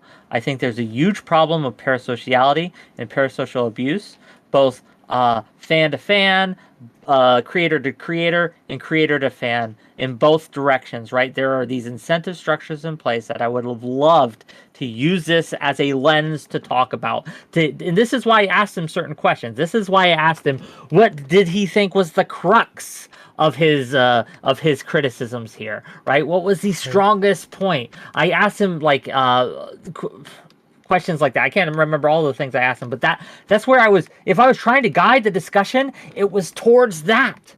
It was towards that, because I think it's a very important conversation to have. But much as Sunday said, he's fucked my ability to talk about that. He's fucked it. I can't without discussing him. I believe you. Right? I can't not believe you. If I may very quickly as well. If I may very quickly, I think there's an additional problem with the way he engaged with Whick in that. Like, Wick's the early part of the conversation, and I can understand if, maybe because people warned him in advance, I can understand if Mr. Girl is on edge, he'd be hyper vigilant and might react to benign statements, maybe too benign statements, as if, they're suspect, he's trying to pull something. But he leapt down Wick's throat so early, it's actually impossible to tell. Wick, if Wick had an evil plan throughout that conversation, he didn't even manage to get it off the ground. So at this point, there's just no way to tell one way or the other, regardless of your opinion on Wick, just because he came in himself aggressively and even bad faith, like right out the gate. He was too protective of this thing, as you say. You call it a conversation that he thinks is important, but a conversation is where you exchange ideas and you justify what you're saying, not you just dictate, your 4-month-long poetry project to an unwilling captive audience. Yeah, something that I think when I was watching you two review my conversation with him recently, I think it was Present Sunday. One criticism that you gave him this another time, I'm going to point it out for you, Wick. I have a lot of criticisms of Mr. Girl. And one of that Present Sunday said, I think it was him, that I thought was absolutely true, and is basically what I'm trying to say, is he has tunnel vision. And when those hiccups that he's focusing on in the conversation happen, it just gets I'm looking at it as an outsider, and I'm looking at this can happen and the conversation can get here, and there's this. I'm looking at the whole, and he's focused. Okay, we cannot get over this. We're gonna have to get over this. I'm not gonna move on unless we get past this. That's kind of thing he says. I'm not willing to move on. That's how he is. And while that is virtuous, it's just at a disservice to the thing he wanted to talk about, and a disservice to you. But I also think it's virtuous. I suppose I'm wondering then, how do you distinguish between tunnel vision and him being committed to railroading the conversation? Because I feel like those can look very similar. They're the same. Unless you're implying intent. Well, well, that's what I'm implying. Because if he's Okay. committed to like a particular train of conversation, because he perceives that as being advantageous to him, and there's some evidence, I think he's post hoc rationalizing it, but there's some evidence that, based on what he said, that for example, he didn't include a lot of the sources in his article because he wanted people to read it outside of the context. So he wanted to control how people were receiving pieces of information denuded of relevant ambient factors, right? So I'm curious. You say that kind of hyper focus, the language is strange, is virtuous. I just don't know how you're parsing that out, and I wonder if you'd be willing to elaborate on your thought It's process there. virtuous at a disservice to him. It makes him look bad, and it makes he makes a fool of himself in his own defense. Oh, I see. So you're saying Routinely. virtuous in the sense of being selfless. No, actually, not being selfless. Because being selfless, it's actually being selfish. He's defending himself. He's saying, I feel like I don't think you're being fair to me right now, and I'm not going to move past this until we resolve this right now. Like, I don't think you're being fair to me. And he demands that gets resolved. And he doesn't want to brush past those things. And I do brush past those things. But him not brushing past those things and defending himself like that, I think it's just healthy for everyone that sees it. Smeth, I understand. I think I understand. Okay. Why you empathize with Mr. Girl, why you feel connection to him, right? Why he's important to you. And I know it can be difficult, right, to disentangle yourself from someone that you feel these connections to. You feel honest empathy for, right? That you admire greatly. But I think he is an albatross around your neck. I think he is a millstone that is going to hold Smeth back from being the best Smeth that you can be. Because of conversations not only like this, you are going to, okay, let me phrase it this way. And I'm partially to blame for this, and I've just realized this now. I'm just realizing that I am contributing to this, and I didn't want to, but here we are, right? Every conversation is going to be not about you, but about Mr. Girl and your relation to him. This is going to be something that people are going to be talking about because they don't care about you. They care about your relation and your thoughts about Mr. Girl. You will be the stand-in when Mr. Girl won't come on their stream. And I recognize that that's going to hurt you if you want to be your own self in this space. And I want to help you disentangle yourself from this because I think it's going to hold you back. And I think that Mr. Girl does not need you. He does not need you to defend him. Sure, absolutely. All right.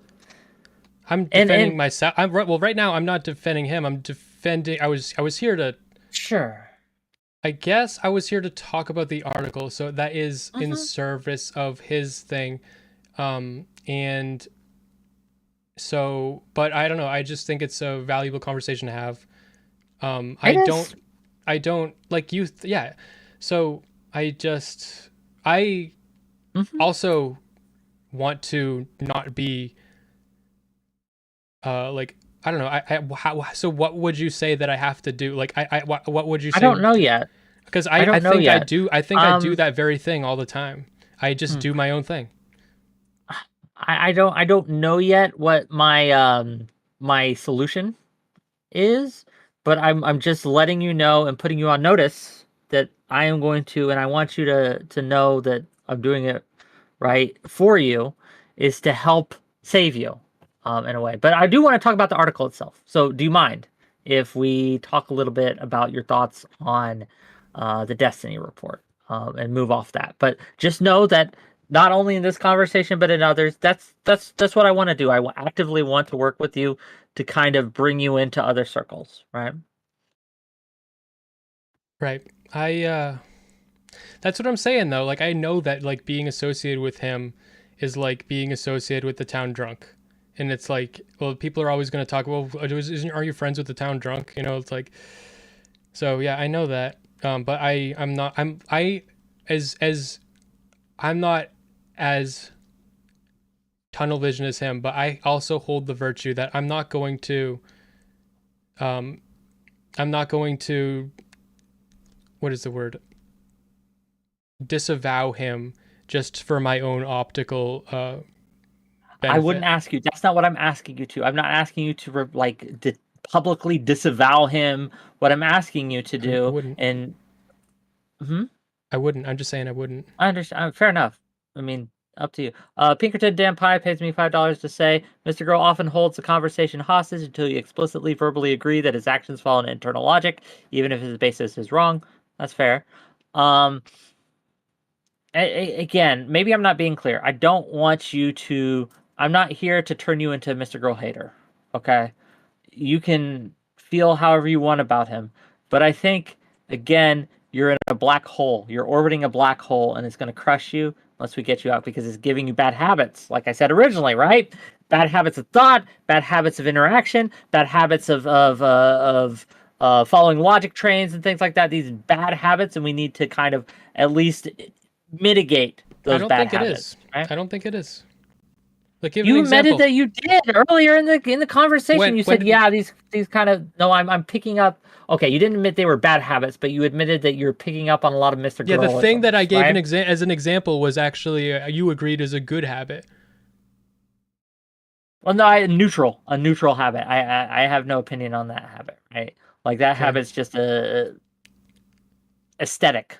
Okay, I think that this idea, right. I guess let me be more clear with the danger here, is I think that orbiting him is going to make it harder for you to discern honesty from dishonesty. And I think that we've seen this effect now, that it has made it very hard for you to actually tell when Mr. Girl isn't being honest with himself. Because you think that he's not honest with himself. It's not just me, though. It's not just me, and it's because a lot of people think that he's not honest with himself. And I have evidence, right? And it's not for sure evidence. So, but I have evidence that has convinced me. Here, hang on. Wick where have you? You need.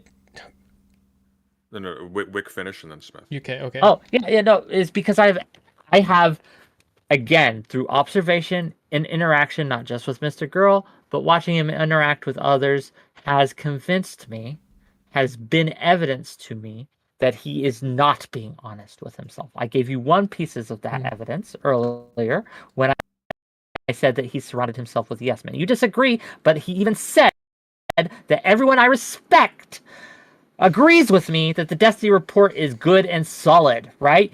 And from an outside observer, I'm telling you, things. Like that could mean he showed it to professionals. Like that's what when he talked about the Dr. K thing, he talked about people he respected. He was talking about people into content creation that know nothing about psychology, think that he's stupid. But people, when he talks to actual psychologists, then they don't think and they agree with everything he fucking had to say about Dr. K.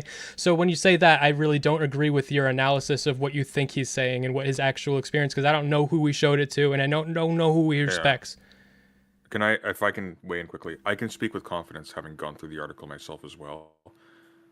I think that a professional audience outside of the space would have, like, minus their lack of familiarity with the accounts he's giving, just from a journalistic standpoint, they would have a greater difficulty accepting his narrative than I think people in this space would, because the article itself was extremely formally fraught. He's acknowledged that there is just a total dearth of citations. The compilation of sources that he said he would provide me has yet to materialize. He's still making it. Exists.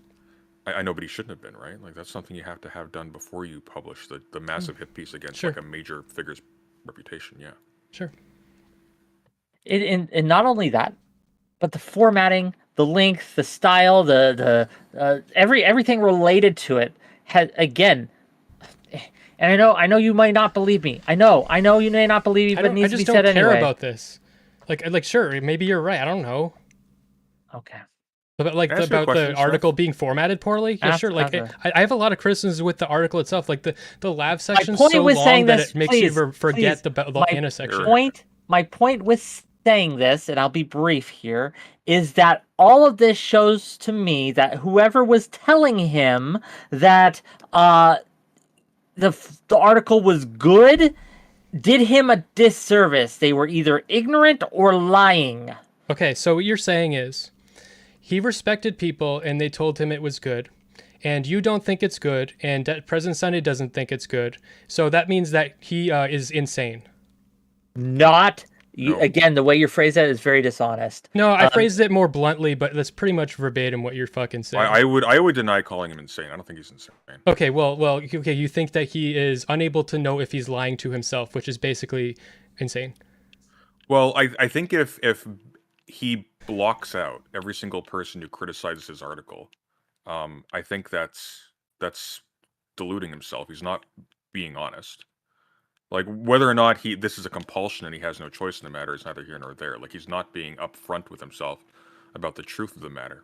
The article has been panned by most people who've looked at it critically, including people who either have no skin in the game or who, like me, have historically every reason to be entirely on board with it if he can actually defend, like, his claims.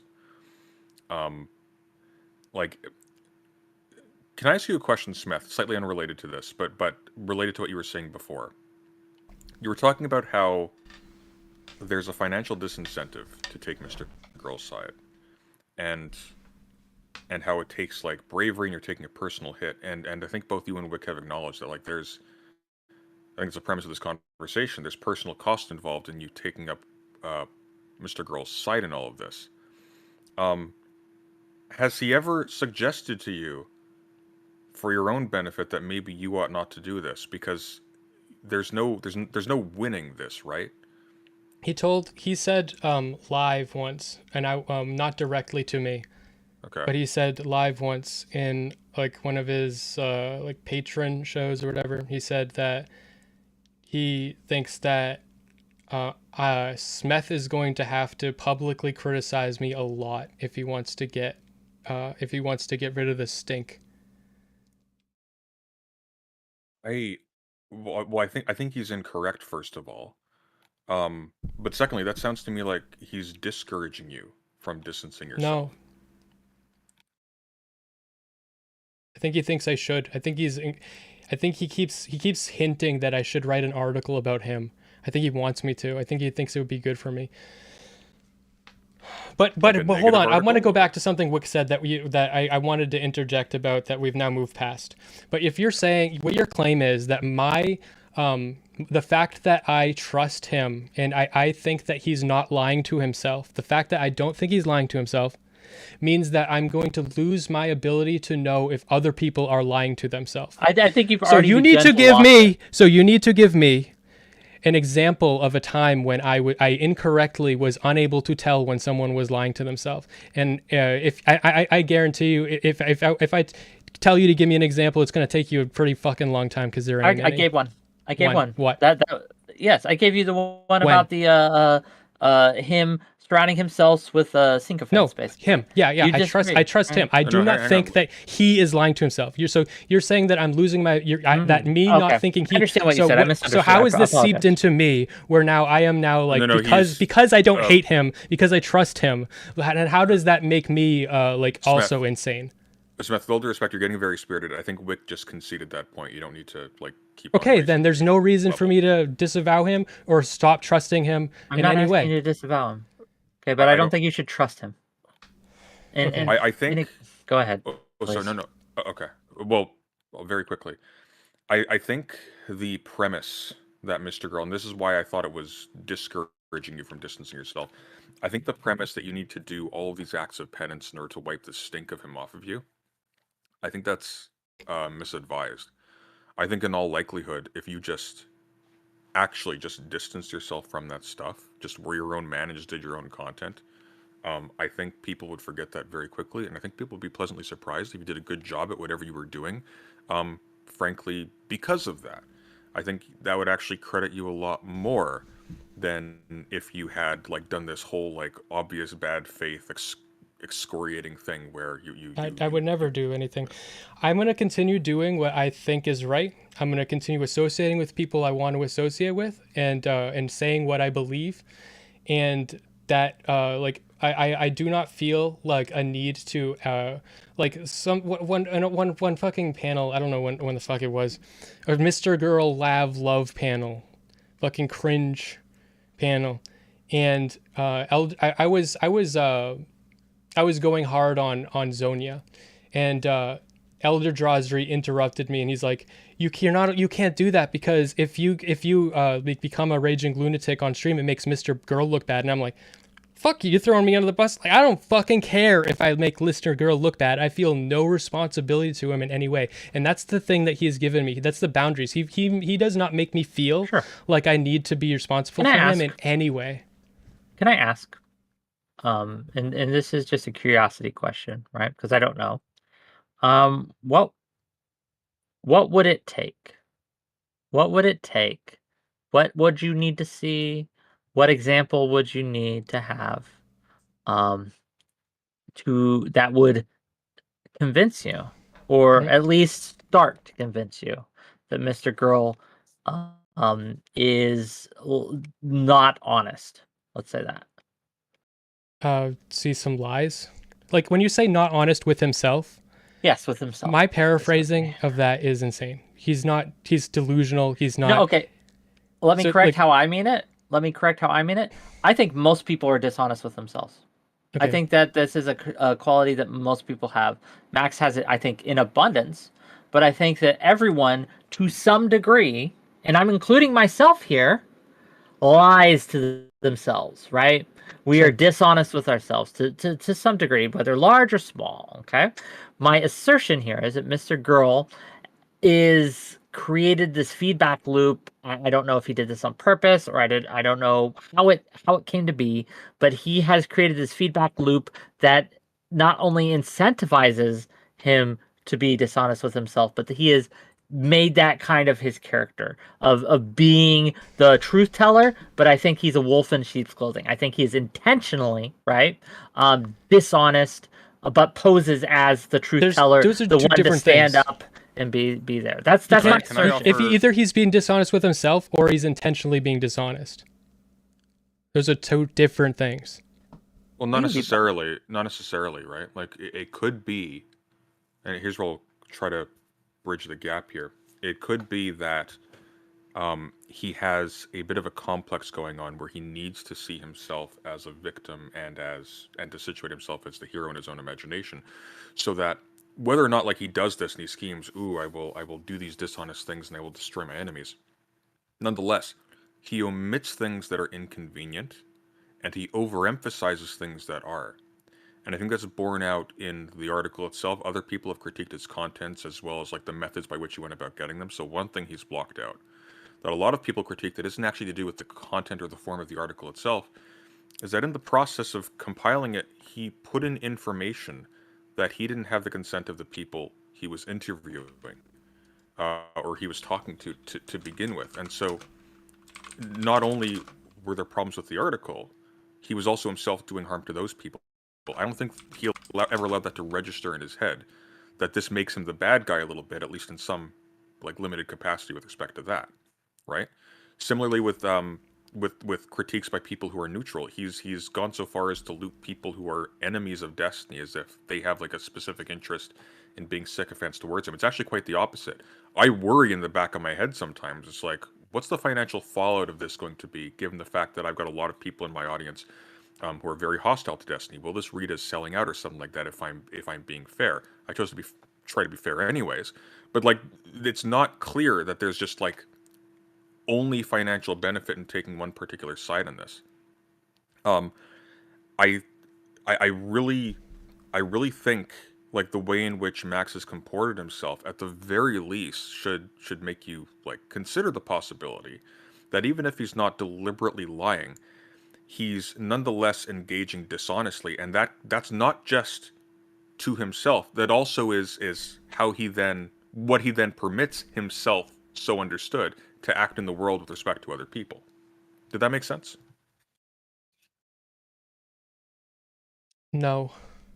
Oh, okay. Well, I give up then. Smeth, I can tell you're getting frustrated, or it seems you're getting frustrated, and I didn't mean for this to be a dog pile. I'll try to be a little less. I'm frustrated, but it's okay. Like, this is a good stream.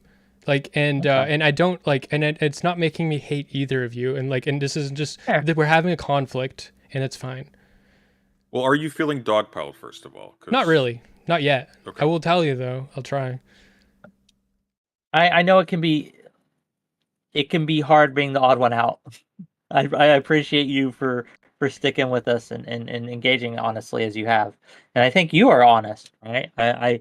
I from everything I've observed of your interactions, both with me on stream and off, and with others that I've seen you engaged in, no one I think can call you a dishonest actor. And I think just by the way, one of the things that's frustrating about this for me, and I have some issues with some of your positions, but one of the things that your conversation with Mr. Girl the other day really showcases that of the two of them, he may be more charismatic, but you are a lot smarter. And it's a damn shame to see that being wasted on that, you know, at least from my perspective. I need to get way better at speaking. That's for sure. You know what I think, honestly, and it's been borne out in this conversation, and I'll be quiet for a little bit. One thing I notice, and I think this is something that Max does, and I think it's a bad habit you should probably shed, because I think you're probably better at speaking than you think. When you feel like you need to get a word in, you escalate in terms of like projecting anger, and you raise your voice and you sort of belt out. I'm not one to preach in with respect to all of this. Okay, But stop. That's performative, and that's great sometimes. That's content. Actually, baby, yeah. I and try to do that on purpose a little bit, but then it Yeah. becomes actual anger eventually. So then it's like, Okay, no, fair enough. But like in the case in this conversation, the result was that you were actually failing to hear what your opponent was saying. That's or true. Your interlocutor was saying, and you were Yeah. losing the plot a little bit. So like I was time and also place getting kind of tired. thing, I guess. Well, as a Wick, and so another fucking scathing fucking curse. This is a horrible thing to say about him, but like, Wick, you both of you have talked to him. Talking to him is exhausting. That's it's like not. on those kidding? streams. Those are the no, it's not.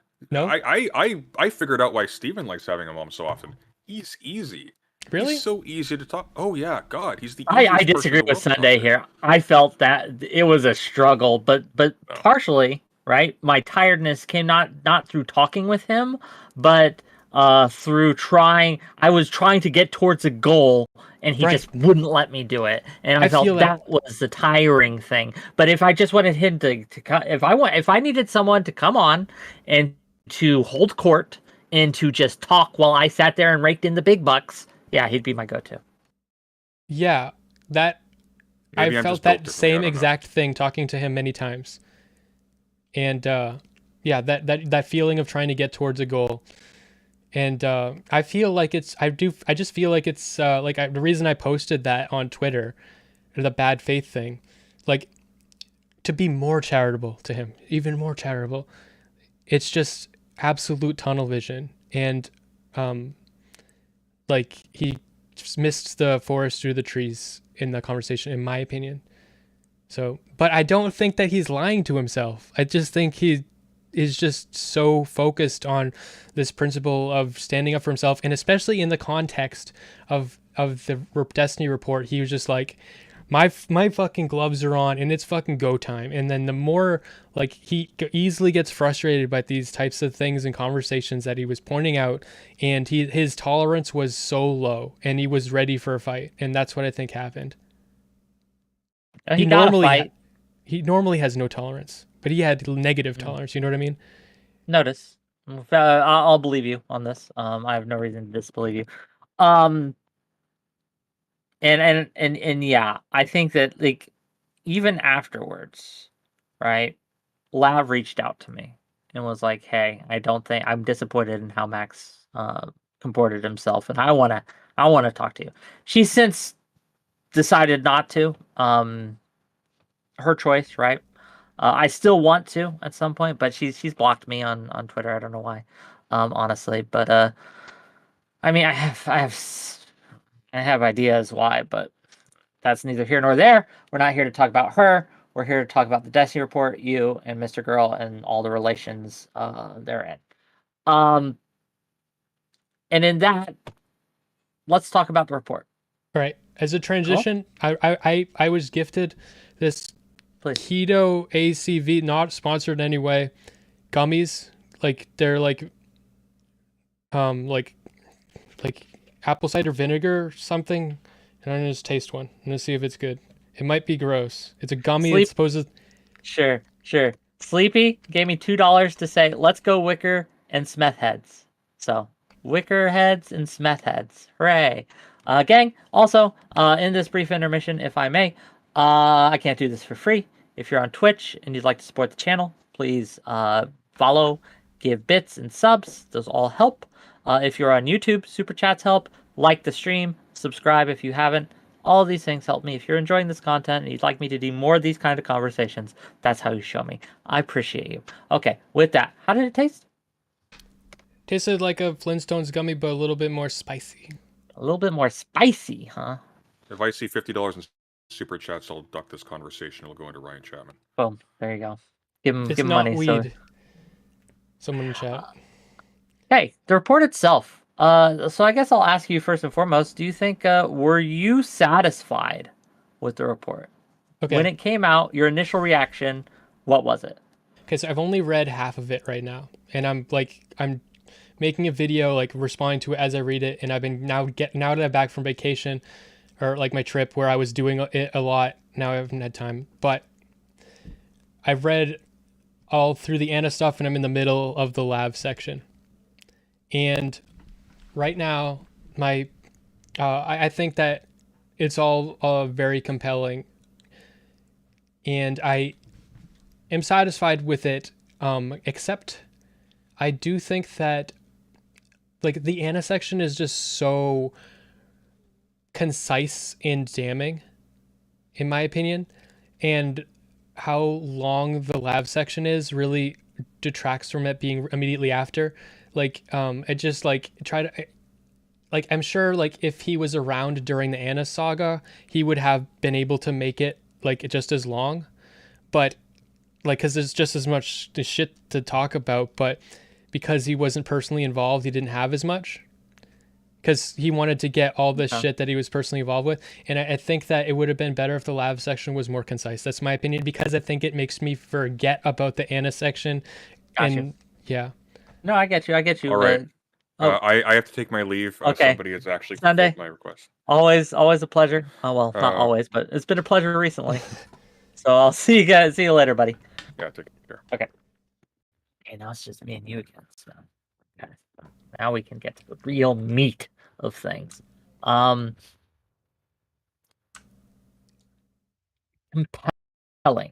That's an interesting word. What does it compel you towards? Like, I understand, and I think Destiny would agree, and I think Destiny has agreed publicly, and people can correct me if I'm wrong. I'm not a lore master here, but he himself is critical with how he handled the Anna situation. Right? He says, yeah, I shouldn't have done it that way. That was shitty, right? But there's so many points at which he fucked it up. Like, and sure. for instance, there's so many points that are just so, it's just so awful. Like the whole fact of that he was keeping her around and he was sexting her to keep her under control, like trying to be friendly with her in the background, sexting with her to keep her under control. How can that not make everybody that thinks that he is their friend not wonder, is he only letting me think he's my friend because he wants me to be under his control? I would think that. Sure. Like, that's scary. So that is something that like for that to be you to redeem yourself to the people around you, like, you really need to prove yourself after that. Like, No, I feel you. I understand. Like, let me give you my impression, if I may, when I first read it, right? And it was a marathon session, right? So I didn't, the impact was different than reading it in piecemeal, right? The way we engage with media does impact how that media affects us, right? How you engage with art, how you engage with a novel, how you engage with a movie, whether it's on the background noise, whether it's a marathon, you're binging a season, or whether it's my method is reading it in chunks and then introspecting and then chunks and introspecting. So. But given the nature of how I was engaging with it, and for the purpose for which I was engaging with it, it might. I'm saying this to say that us having a different impression might come from that at least in part, Mhm. because I did engage with it in a marathon way. While I'm not a lore man, again, I'm very new to Destiny content. I don't know him. I just don't know him, right? Mhm. I too was like, wow, some of these criticisms, they're pretty serious. They're pretty solid, right? But it was so the format, the nature of how it was presented was so bad that it fought me. The article itself fought me when I tried to engage with it. It fought me in its length. It fought me Yeah. in its lack of citations. It fought me in its of wishy-washy presentation of the links to the actual conversations, right? Because some sections had a link to a VOD or something where you could see and hear the conversations. Some did not. And I don't know why, and it wasn't expressed why, at least that I remember or recall in the report. And this opens up questions like why this and not this. The answer could be simple. The answer could be I could find these, and I couldn't find those other links. That could be it, right? That's one of the things I wanted to ask Mr. Girl, but he didn't let me. Well, the answer, I know the answer to that question. Maybe I'm what's wrong. the Maybe answer? I'll piss him off. But he said this is Sunday too, and you can take this as a positive or a negative. It's up to you. Like, or like you probably you could. What he said was he in certain spots he doesn't want people to be watching the VOD on their read through because hearing it from Destiny and from Destiny's stream, you're now like framing it in the best light possible. Like, but he wants to take it out of that and have you read it very isolated, like detach it. And I think that is potentially like I can see the upsides to that and the downsides to that. Okay. Like, so Sure. yeah. That's the way he wanted it to be read and received. And the other thing he said recently, really quick on top of that, is that he is now compiling the version with the links and stuff. He's not sure if he wants to give it to the public, but he'll give it to like streamers and like reporters and stuff. But he said like he's glad that people read it without that first.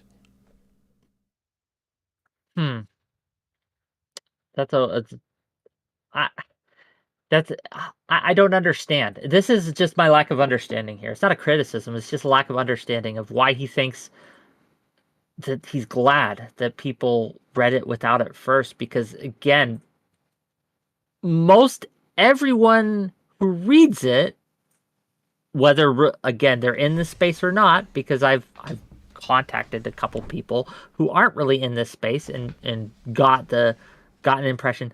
None of them, right? Have engaged in it how he wanted people to engage with it. Like they just haven't. They either give up reading, like very shortly after the intro section. The intro section was the best part of the whole article because it was concise, it was to the point. Yeah. It had a thesis statement, and it was formatted correctly. Killam says $5. He took it out of context, and yes, by removing these things from stream does take it out of context, right? But that's neither here nor there. But the thing is about that to steelman him, like, so that could be a scathing like criticism. Like, it depends on the fact of the matter. But also, he's what he's trying to take out of context is manipulative behavior. So if he's trying to make it unmanipulative so that you can listen to it without. But if your whole point in one of his thesis statements it was Destiny is manipulative, right? Then showing that manipulation is important. So allowing the audience to actually see that manipulation take place, it's show not tell, right? You have to show the audience rather than just tell them, right? But the streams are manipulation on a for the thesis to be correct. It's not just he's manipulating like Leah on stream. He's manipulating his audience to hate her and like framing her in a certain way. So like if you watch his stream where he does that, then you might just like hate her. But like if you take the script of it and it's like, oh, he said this, like, because like he's got like, I think both is important. I see both sides. I see both sides. I think providing both is what he needed to do. I think that would be and let people decide what they decide. Present the facts, present the evidence, make your arguments, and then let people decide. Let me ask you directly, because someone asked me in this in chat. They didn't pay me for this, and they should pay me for this. But it was such a good question. I'm going to ask it for free. Smeth In your opinion, do you think that the article has been a success? Yeah. But I can tell you why. Can you explain, please? Yeah, elaborate. Because I don't think that the metric for success everybody's kind of holding it to is that everyone's going to like agree with it and be like, holy shit, what is this about Destiny? But like the whole time it was coming out, like Max was saying, this is not going to be received well. They're all going to be dismissing it and whatever. So he had that expectation. So I don't think that can be a metric for success. But for me, it has made me afraid. Like if I ever stream with Destiny, I'm not like against streaming with Destiny and I don't like hate him. But one boundary I would have is I wouldn't want to consider him my friend because I think that would be dangerous. Like that whole aspect, like I said, of like continuing a sexting relationship just to keep someone like psychologically under your thumb. With Destiny, I think you'll be fine, honestly. But if I think he's my friend, like I could never really trust that he actually thinks that about me. He's just allowing me to think that. Like I would never be able to know for sure. So I would never let him like have that power over me. I would just assume we're a business relationship. And, honestly, Smith, honestly, I'm going to be with you on this. That's the position you should take with almost everyone in this space. Until they show you otherwise, even me, buddy. Even absolutely. Me. Please. Absolutely. Right? Unless we're hanging out and we develop a friendship, we can be friendly. But too often, and I think this is what I wanted to talk about with Mr. Girl, is the way, because we are the content, because people come to see you, Smith, and they come to see me, right? And then we interact, we get into our feels with these things. We personalize these things in a way that I don't think they should be. But that's not a thing that most people do intentionally. It just happens because of the incentive structures and how streaming and live streaming works and how parasocial it all is. I think it just happens. Also, and it's like bad because we're not friends. Even though I like you in one day, I would like to be friends, Smith. But that day is not like today. Also, the aspect of these like really like we'll have challenging conversations. We'll bring up like stuff that we're pissed about. And we'll get emotional, and like that's actually kind of like a process of trauma bonding. You know, like that. Absolutely. Absolutely. Which is kind of weird, kind of bad. No, I get it, and again, incentive structures in the space, right? And how we engage with it and how the space engages with us, how our fans engage. That's all a brilliant conversation to have. But let me ask you, right? Like because let's pin you down on the success thing, okay? I want to get back to that before we get too far afield. This, I feel, distracts from what I think I meant. Do you think that Mr. Girl's stated goal, and I believe, you can correct me, Mr. Girl much better than I do, but I believe he stated this, I'm pretty sure, I'm not 100% sure, that he does not want people to interact with Destiny again, right? He wants to, for lack of a better word, deplatform him. Is that not true? I don't remember, like, I don't remember what he's said, because I think he said multiple things, but the one thing I remember him saying that I know he has said is that now that the article is out, he like people are like, well, would you like warn people that are like going to be like, like going to speak to Destiny and stuff? And he's like, no. Now that the article is out, people have what is the informed consent, and so like like now like that's what he's said, something along those lines. And I haven't heard that, so I can't comment to it, but I can say that, again, he, as Kidology mentioned in her interview with him, that he publicly reached out, or not publicly, privately reached out to her and warned her and said, do not interact with Destiny. Do not. And I think that's a special case. Given that, and I don't think it is. And given the fact that I think he has stated publicly, and I'm pretty sure this is the case, but I'm not 100%. I'm sorry, gang. I'm sorry. But I'm pretty sure he's mentioned several times that he wants Destiny off, right? He does not want him platformed, right? I think that, I think he said multiple times he doesn't. Does anyone have in my audience? right? Does anyone know the maybe truth he of this? has, but I've heard him say a lot of times, like many times, that he doesn't want him to be deplatformed. Maybe. I could I don't want him take to the L be on this. deplatformed. I could take the L on this, but I just think if even under his own logic train, if he feels that Destiny is an abusive manipulator, why would he want him platformed, right? Like that doesn't make sense. But at the same time, right? Like, let's talk about its success. So what okay, that I was referring to. You're not dumb, Smith. You're smart, right? Okay, continue. Yes. So right, that what I meant by success when I said, do you feel that this is success, is do you think it accomplished its goals or its objectives? And the objective, I think that it's pretty easy to see, right, from context clues, from statements, all these things, that what Mr. Girl wanted to happen with the article has not happened yet. I don't agree. Because no, I'm saying that he did not. Mr. Girl. Okay, wait, hold on. Actually, I can't say don't agree. Wanted to happen. I think Mr. Girl has high wants for the article, but low expectations. So a success is any increment in that direction. And I think any one person that he could protect with the article, and in me, it's such a small way. I'm not a woman. I'm not going to engage in a sexual relationship with Destiny. It's just that I feel like if I thought that Destiny or anybody was my friend, like that would be confusing for me, and especially if you were way bigger than me.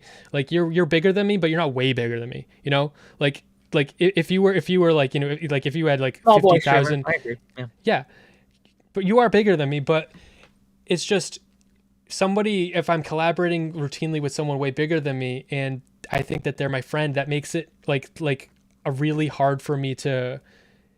That's why Mr. Girl, like I'm like he's called me like a boundary creeper, I'll reach out to him in a certain way or something, and it's like he's stopped me at every single opportunity to like prevent me from having a close relationship with him. Like we're not friends, like, and he's done that for me. And after reading this, I'm like, great. I'm actually like, thank you very much. Sure. It's one of the reasons I tell people I'm very clear. I try to be very clear that, hey, unless we're friends, we're not friends. Like, it's coming on machine, I'll be friendly with you. I appreciate you. I like you, right? But that doesn't make us friends, and please don't consider me your friend, right? I've said that from before the Mythical. I think that's something everyone should do. I think that's a boundary. We need to have more boundaries in these spaces. I agree with them 100%, but let's get back to the success thing. Mr. Girl has said that he expected a lot of orbiters to jump ship from Destiny before the article was released. I thought he said that he thought they wouldn't. Oh wait, you're talking about really early on. He was okay. I think you're conflating his hopes with his expectations, because he said he hoped that they would, but I don't think he ever expected that they would. Oh, well, in the terms of my question, right? You can do a thing and expect it to fail, right? You could do a thing and expect it to not succeed. What success means, and how I mean it, and I think how most people mean it, is did it accomplish what you wanted?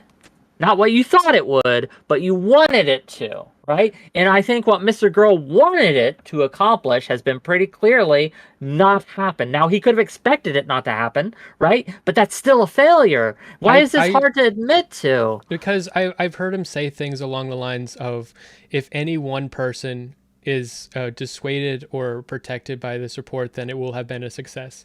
So like it's impossible for it to be a failure. Like, I think you're framing it in success by like the expectations of the audience that hates it.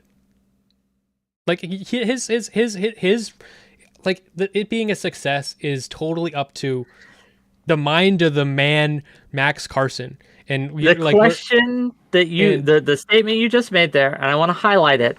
Yes, is that you think it's impossible for it to be a failure. Now, if you were giving me, and that's what you said. It would be a failure. It would say it's a near impossible, but it would be a failure if it did the opposite.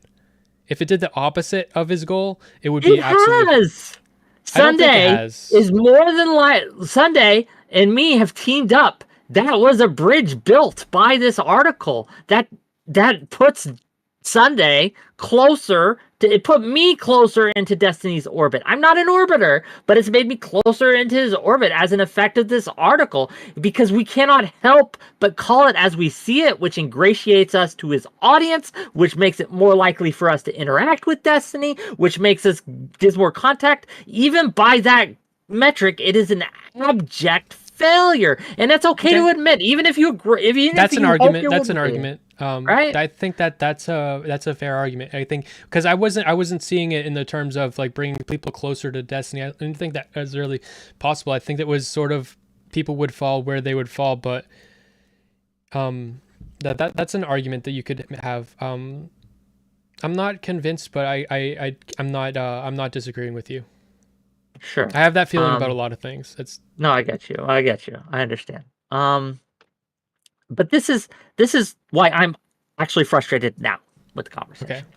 Because I feel like, and this is what I hate to do this, but this is why I wanted to get you out, and why I said that this orbit is harming you, right? It's causing you to, I think, reflexively and with all of the best intentions, to be clear, defend the indefensible, right? Because these aren't value judgments. These are objective. Did it succeed or did it fail? Because good things, great things, things that should succeed fail all the time. Okay? Things that we would hope would succeed, things that have great value fail all the time. They just do. It doesn't make them bad. It doesn't make them like immoral.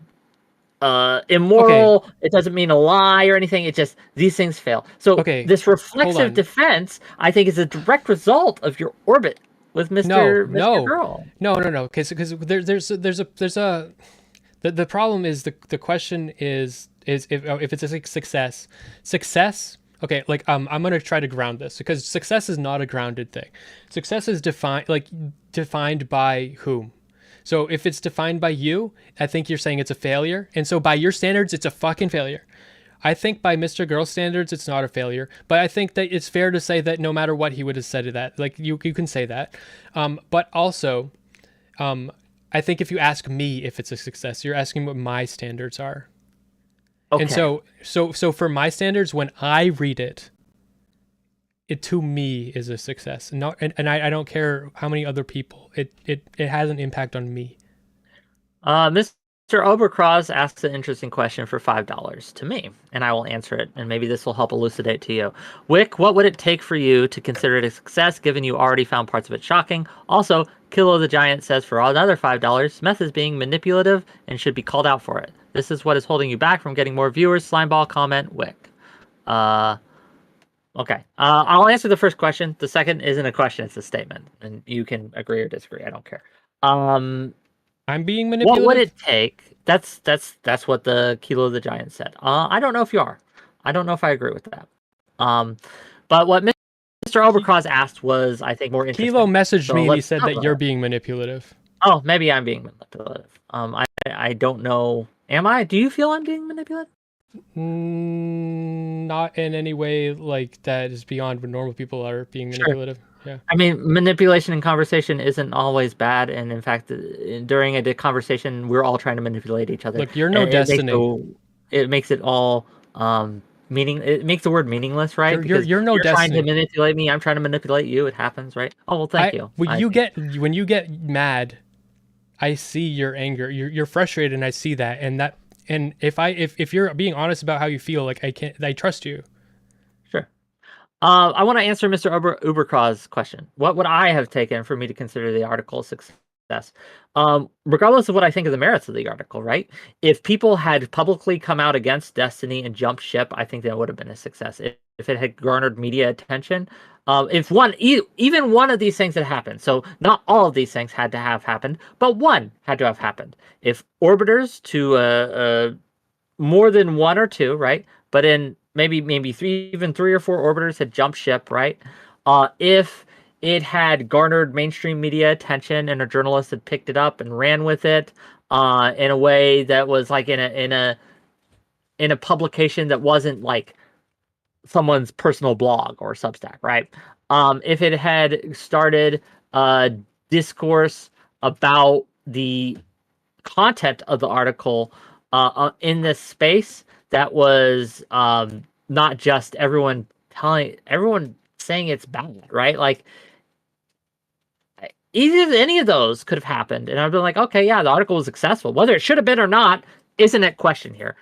Was the article successful under those conditions? That's where I would say that it was considered a success. And the reason I say that, the reason I am using that as my metric, because I believe Mr. Girl uses that as his metric. And so by his own metric, right, I don't think we've seen success.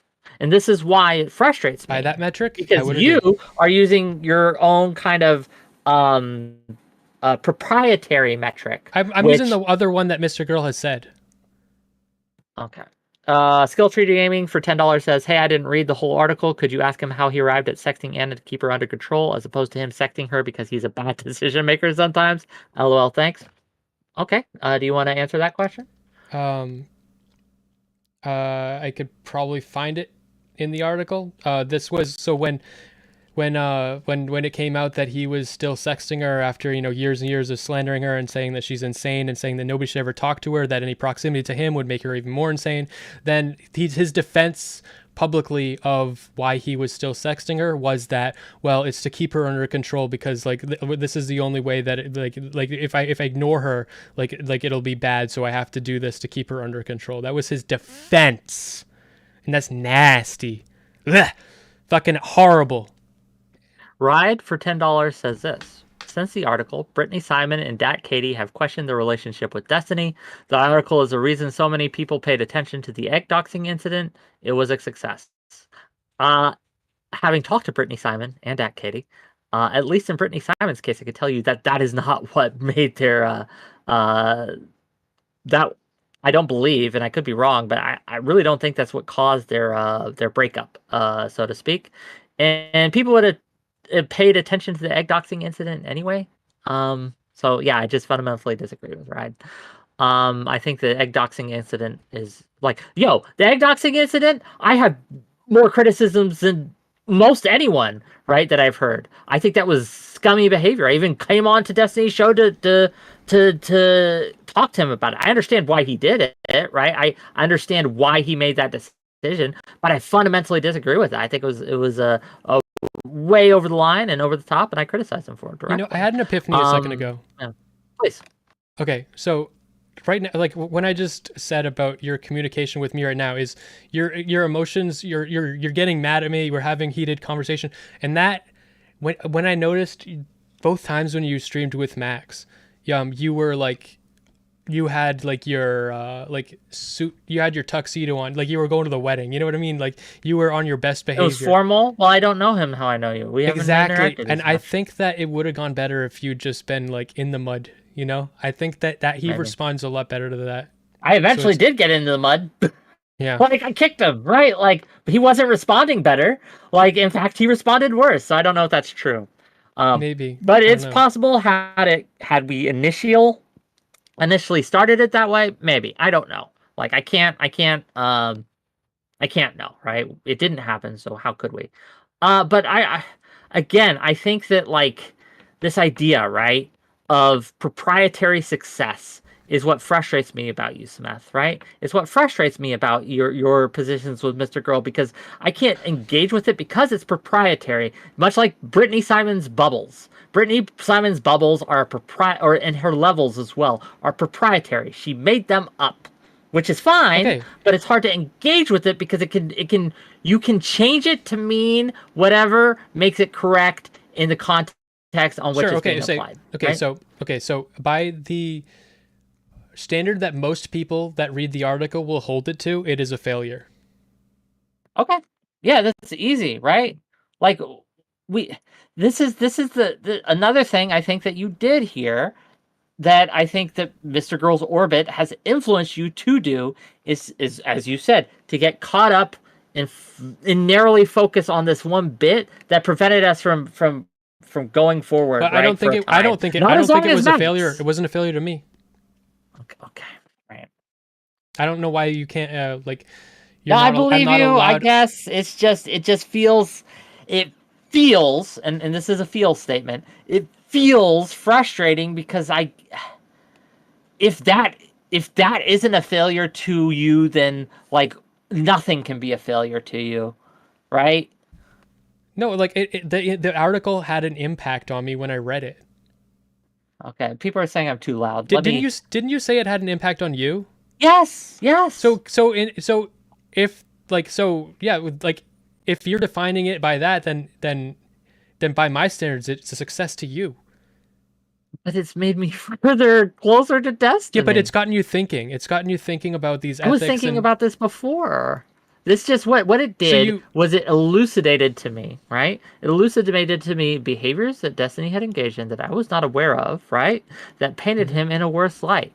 And I absolutely told him that, right? When we were with the DDoS kid and the groping incident. Now that said, the question I wanted to ask to Mr. Girl and the question I'll ask to you, what should happen to Destiny because of that? I think that Destiny should not be deplatformed, that people should just be aware of this, right, in their dealings and act accordingly. He should not be ostracized or destroyed. Basically, it just makes me more aware. And I think that's not necessarily a bad thing, but that, again, is not the metric to use for success. And again, why? I think that his did you watch when he came on after? I want to make sure you were okay. So please watch that section. If you watch after Mr. Girl got kicked, Destiny asked to come on, and I brought him on, and we talked a little bit. And in that conversation, Destiny himself said, yes, a lot of these behaviors I engaged in were inappropriate, disgusting, beyond the pale. I think that he knows that he's done wrong in the past. I think he knows this, and he's adjusted. I don't think he's the same person he was just the when other day he groped Mia on stream. I don't think he is. Just the other day, he said he doesn't care about doxing. Yep, and we argued about that. He doxed me and him. So he doxed someone again, and he's like, I don't care. So yeah, I don't think he's grown. No.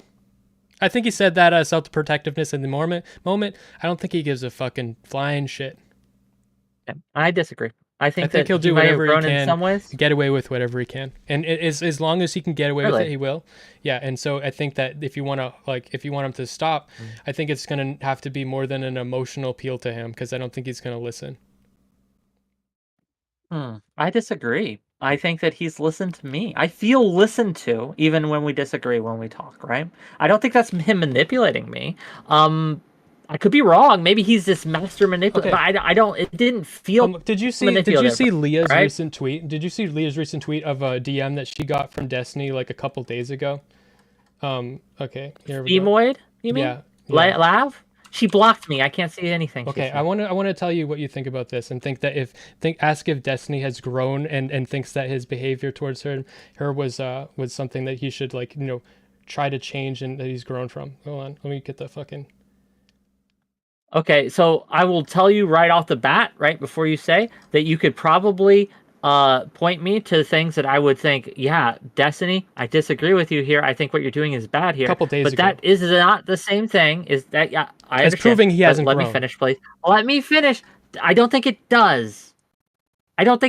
Because I still have some of the same bad habits I had that I did 20 years ago. But I do not have all of the same bad habits, and they are not as pronounced as they were 20 years ago. So even though you could probably point to things I still do to this day that I did 20 years ago, it would be a mistake. You're going to eat those words in a second.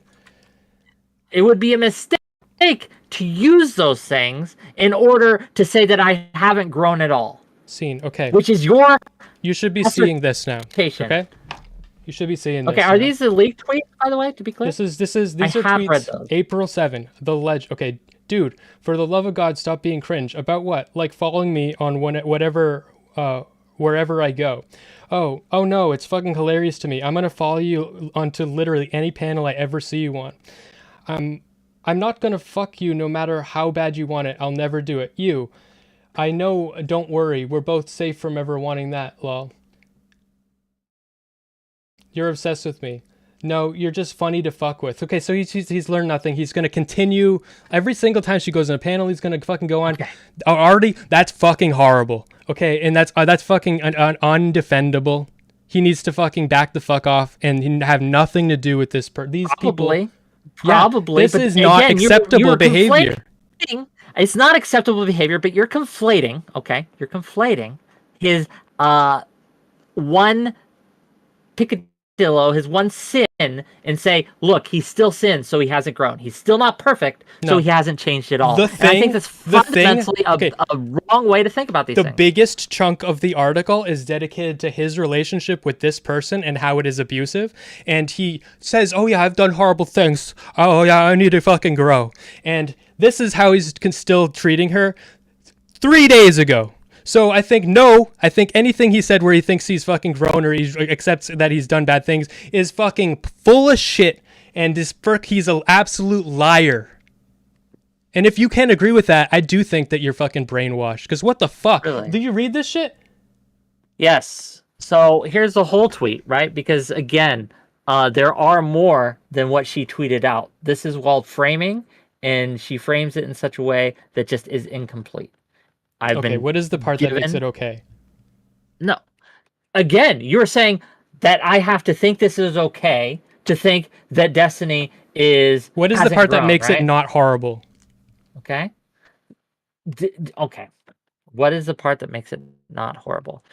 Do you think someone can do a horrible thing and not be a horrible person? Or do you think that doing one horrible thing... I think they can.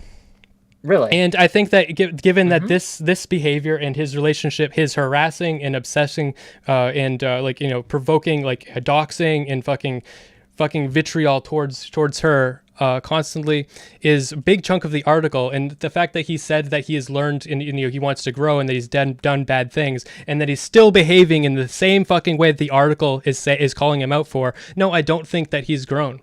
So no. Who reached out to who in this? Did Femoid or did Destiny initiate this?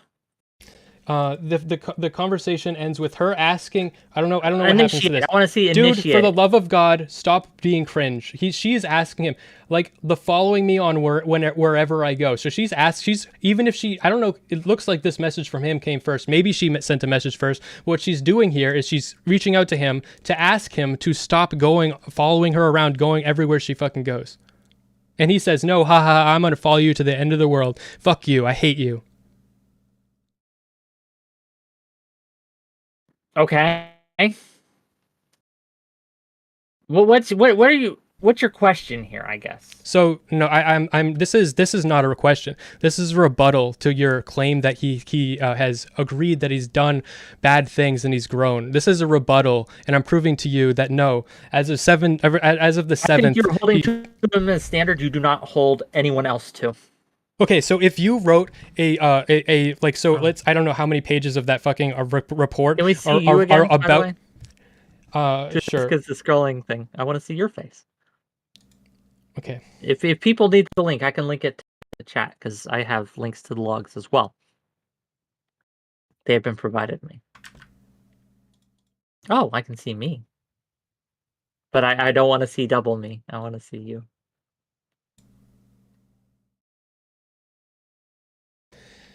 So I'm saying that as of a couple days ago, he is treating this person, Leah, in the same condemnable way that inspired and is the core subject of the majority of the report, the Destiny report.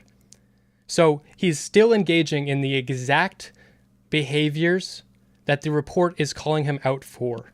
Did he grope laugh on stream? Okay, that is a different behavior. Did he threaten to find her and kill her? Okay, you're talking about, so... Yeah, I'm talking about the report. You were saying that the majority of the report was laugh. Yeah, the part you're referring to? Yes. But yes, I am saying the majority of the report is about Lav, and you're referring to a different part of the report.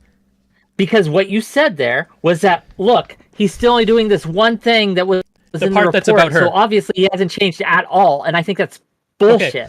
About the DDoS kid, he has said, oh, fuck that, I still would have killed him. So he has not changed on that one either. So there's two examples of how he hasn't changed. He also says that doxing. He also says that doxing is totally fine. So he hasn't changed on that one either. So what the fuck has he changed on? What has he learned from? How has he fucking grown?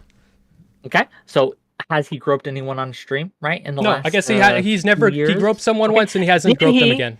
Right. Did he leak anyone's nudes or make fun No, of but he someone's threatened nudes to. or anything like He that? threatened to, and I bet he would do it again.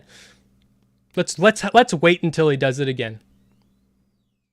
Yeah, you have to do that. You cannot punish Okay. people pre-crime, right? Well, okay. Well, I'm showing you an example of how One example. He is the example of these female tweets. initiated a Yes. conversation, and Where they she's were asking him to each to other. leave. Where she is asking him to leave her alone. Okay. And his He can response make is, that "I will happen. never." His response is, I'm paraphrasing. His response is, "I will never leave you alone. I think it's hilarious. Fuck you. I'm gonna milk you." She can make that happen. The power is in her hands. The block button exists. No. He's saying, "I'm going to go on every panel you ever go on." That's what he says. She's already asked me that if she is on a panel that I don't let Destiny on, and I've agreed to that. She can make these things happen. She can make that happen. She doesn't need him to consent to this. Right. But what he's going to do is, which he has within his rights to do, he's going to try to go on because he thinks it's funny and he hates her and he wants to cause harm to her. Is that? Oh my God! So following her onto panels. Yep. Do you consider that abusive? Yeah. So if every time I was on any stream, Destiny was like, "I hate this guy. I'm going to show up and shit on him." Yeah, I would consider that abuse. Fair. I mean, like a little bit. It's shitty. A lot of it, especially when you had a no, prior sexual relationship. It's not a lot of it. It's not a bit. This I yelled at people for this when it came to people saying, "Oh, for in Egggate." So someone threatened or someone put out a tweet about someone throwing an egg at Destiny, right? And so many people came on and was like, "What if it was a gun?" Or "This is super violent" and things like that. And that's bullshit too, because an egg is not a gun, an egg is not a fist, an egg is not anything. So yes, by calling it abusive, what you're doing is you're conflating this term to evoke in your listener like people beating each other up. And while yes, I agree this is shitty behavior, it is not on the same scale as what most people would consider to be abuse. So you're saying that she can ask you to please don't let him on when I go on the fucking panel. And yes, because you're such a nice guy, you're going to protect her from this abuser and stalker. But what if you didn't? What about all the other times when she wants to go on a fucking panel? Well, then she's screwed because Destiny has a lot more power than her, and having him on your fucking stream is going to be great for you. Having them both on and fighting is going to be great for you. So it's going to be really hard for her to avoid him, and she's fucking powerless to fucking make this not happen. The only thing she can do. But you are saying that she has no power, and that is a the only thing she can do is not stream and not go on panels because true. This is another thing that you're getting from Mr. Girl being in his orbit. You're creating this binary of she only has these options and she's powerless otherwise, where I'm telling you, I am demonstrating to you options that she has, ways she can engage in this space. Ask you to protect him. Ask you to protect ability to do these things, right? So she can ask you to protect him. She can ask you to protect her from him. No, it's not asking, it's asserting. It's saying, okay, I will go on your show under these conditions, and if you don't meet these conditions, I'll not be on your show. And I've already made it publicly clear, and I made that. All right, I'm gonna tag someone in. Commitment to say that yes, anyone who comes on my stream, if they tell you, and people give me shit for this because I back it up. If you tell me I don't want to be on the stream with X, Y, or Z, I will honor that commitment. I've done this. I've gotten shit for it. I've taken hits for it. Now I know I'm not the only person who does this as well. Okay. Plenty do.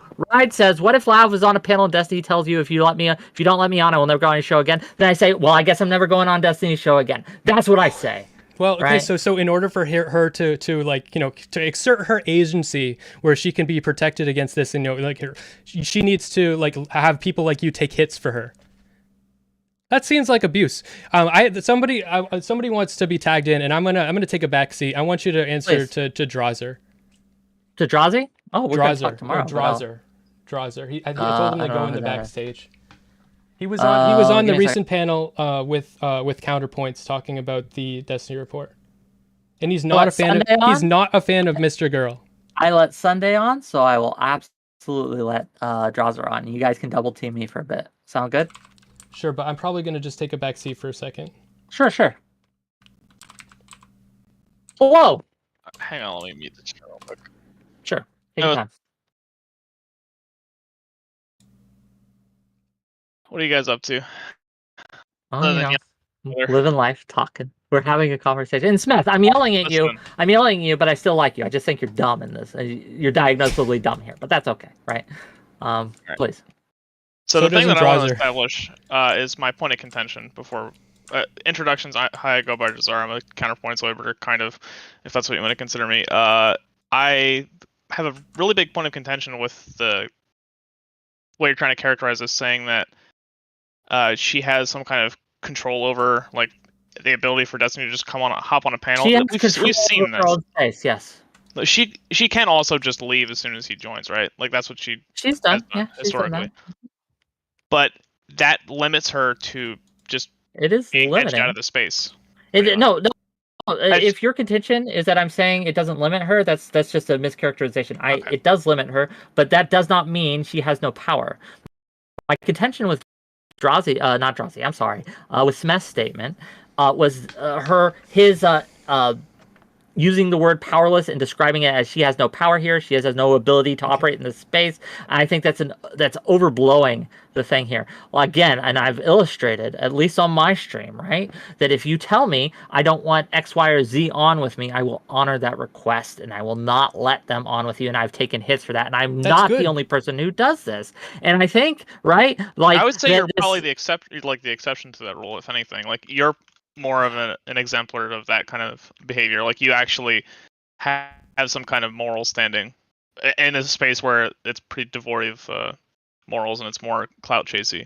It is a little clout chasey, right? I get it, but if someone makes a hard, fast boundary, I don't cross those boundaries at least not on purpose, right? So, I've done it on accident. So how many people have that, and we're so like that means she's limited to you because you're willing to take a hit for her, and otherwise no. I think no. Again, I think this again. Lav brings an audience, and I think Lav has more power than you're giving her. If you have Lav on a show, you will get 100 to 200 more viewers concurrently than you normally do. Now that's another thing. Right? She has streamed herself before, right? And the amount of viewership that she pulls just by being like on her own and just talking to a camera is significantly lower than the viewership that you would get by, say, having somebody else on to argue with her and get her spun up and get her ranting, right? So it's more of people using like that the reaction. Yeah, but she likes to fight, though. Like, she comes on to my show to fight, right? When she did come on my show, and she's blocked me since, to be clear, she's blocked me. I don't know if she'll ever be on my show again. I might have to ask her why she did that, but I don't know either. I would like to, because I thought we had at least a working relationship. Yeah, that's a little weird. That seems a little. I can guess. I think that Mr. Girl and Mr. Girl's girlfriend basically talked a lot of shit about me and poisoned the well, but I don't know. So that's just a guess. I don't know either. I don't know that her and Mr. Girl are on the best of terms at this current moment. I don't know where that stands right now either, but she has more power here than I think either of you are giving her credit for. I think that she has the ability. Let me reframe. She's not a defenseless damsel here. Let me finish, please. She's not a defenseless damsel. She has power and she can make choices and arrange things so that she doesn't have to deal with Destiny. She can mitigate it. She can mitigate what Destiny can do. And I think that it's not... Okay. These are not unreasonable things to do, right? Like, these are just reasonable things. All right. So she has the power. Okay, so she has more power than me, but she has a lot less power than Destiny. And she can do things to mitigate the effect of him going on every panel that she ever goes on because he wants to humiliate her and make her more mentally unwell and freak her out because it's great content. He wants to milk her. She can do things to mitigate that. For instance, only going on panels of people that are willing to say, even if Destiny threatens to never go on my show again, I'm still going to protect your boundary. So she can go on. So the amount of like people that she can collaborate with is now dramatically smaller, and there's nothing she can do about that. Or rather, the amount of people she can collaborate with that actually take her seriously is significantly lower since the Destiny fallout. It is lower, right? It is lower, but that's not because of Destiny entirely. Well, he certainly wants to keep it that way. That's I think that those messages kind of prove that he wants to keep it that way and he likes it that way. Fair enough, but again, to my original contention, I don't think this is enough to show, like, calling this abusive is a mistake. Well, technically, it's a technically true statement, but it evokes something that I think is not true. I think that what you're trying to look for is a delineation between like the level of abuse that's going on. Exactly. It's again the same problem I had with people conflating the egg gate scenario and they're like, well, what if someone comes and shoots him? Yeah, that would be worse, right? But an egg is not a gun. And stop trying to pretend they're the same thing. And so then he doxed her. Right? And then he doxed her. I think that's also bad. I criticized Destiny for that. I criticized it to his face, right? Yeah. I went on his stream and told him that. Okay, like I think how many bad things do you have to do before you think he is himself a bad person? I mean, he's obviously grown a bit. I mean, since the Master Steve days. But that's a very philosophical thing. I do a bad person, somebody who thinks it's okay to dox people, someone who thinks it's okay to like go. So. What is worse, DDoSing Thank you someone? For the sub code, Matter. Give me more subs, gang. Give me more super chats. I drink water. Thank you for the super chat. $10. More money. Money. Okay, carry on. What is worse, DDoSing somebody or going on every single appearance that they have to try to humiliate them and pressuring their hosts because you have way more power? That's borderline harassment at that point. Yeah, that's borderline harassment. DDoSing someone is worse. Okay, I think maybe it is worse, and I think that that with the situation I described is still fucking horrible. It is bad. It's more emotionally horrible. It's more emotionally and personal. It's more personal. It's more vicious. You can just do DDoSing, just pushing a fucking button. He's positioning himself as more of like an apex predator as opposed to just being an anonymous person on the internet that harms your if okay, I'm going to make this assertion, and I think it's true. And thank you, Pitch PX2. For the gift sub. One more gift sub, we get a hype train going. Come on, gang. Come on. One more individual donor. Let's go. Make me want to have this conversation because it's frustrating. I'm going to stake my reputation on this. Okay? I think that if Lav stopped engaging with Destiny, stopped initiating, stopped talking about it, what radio silence, right? When it came to Destiny and talking about anything related to him, and she stuck to that for, let's say, 6 months, right? Then she would have much, much more room. Destiny would leave her alone if she left him alone. But the problem here, and this is both their goddamn faults, right? The problem here is they like to pick at each other. And as long as one continues to engage, the other will continue to engage. They're not healthy for each other. They're not good for each other. They should leave each other alone, right? And while I will say that it's a shitty thing what Destiny is doing, hopping on streams just to bully someone out of his space is shitty, I think that, again, if Lav stopped radio silence talking about this, or going on streams at all? No, she can even go on streams. She can even go on streams. If he is seeking her out, and she literally cannot avoid him. So like there's nothing she can do. She reached out. She reached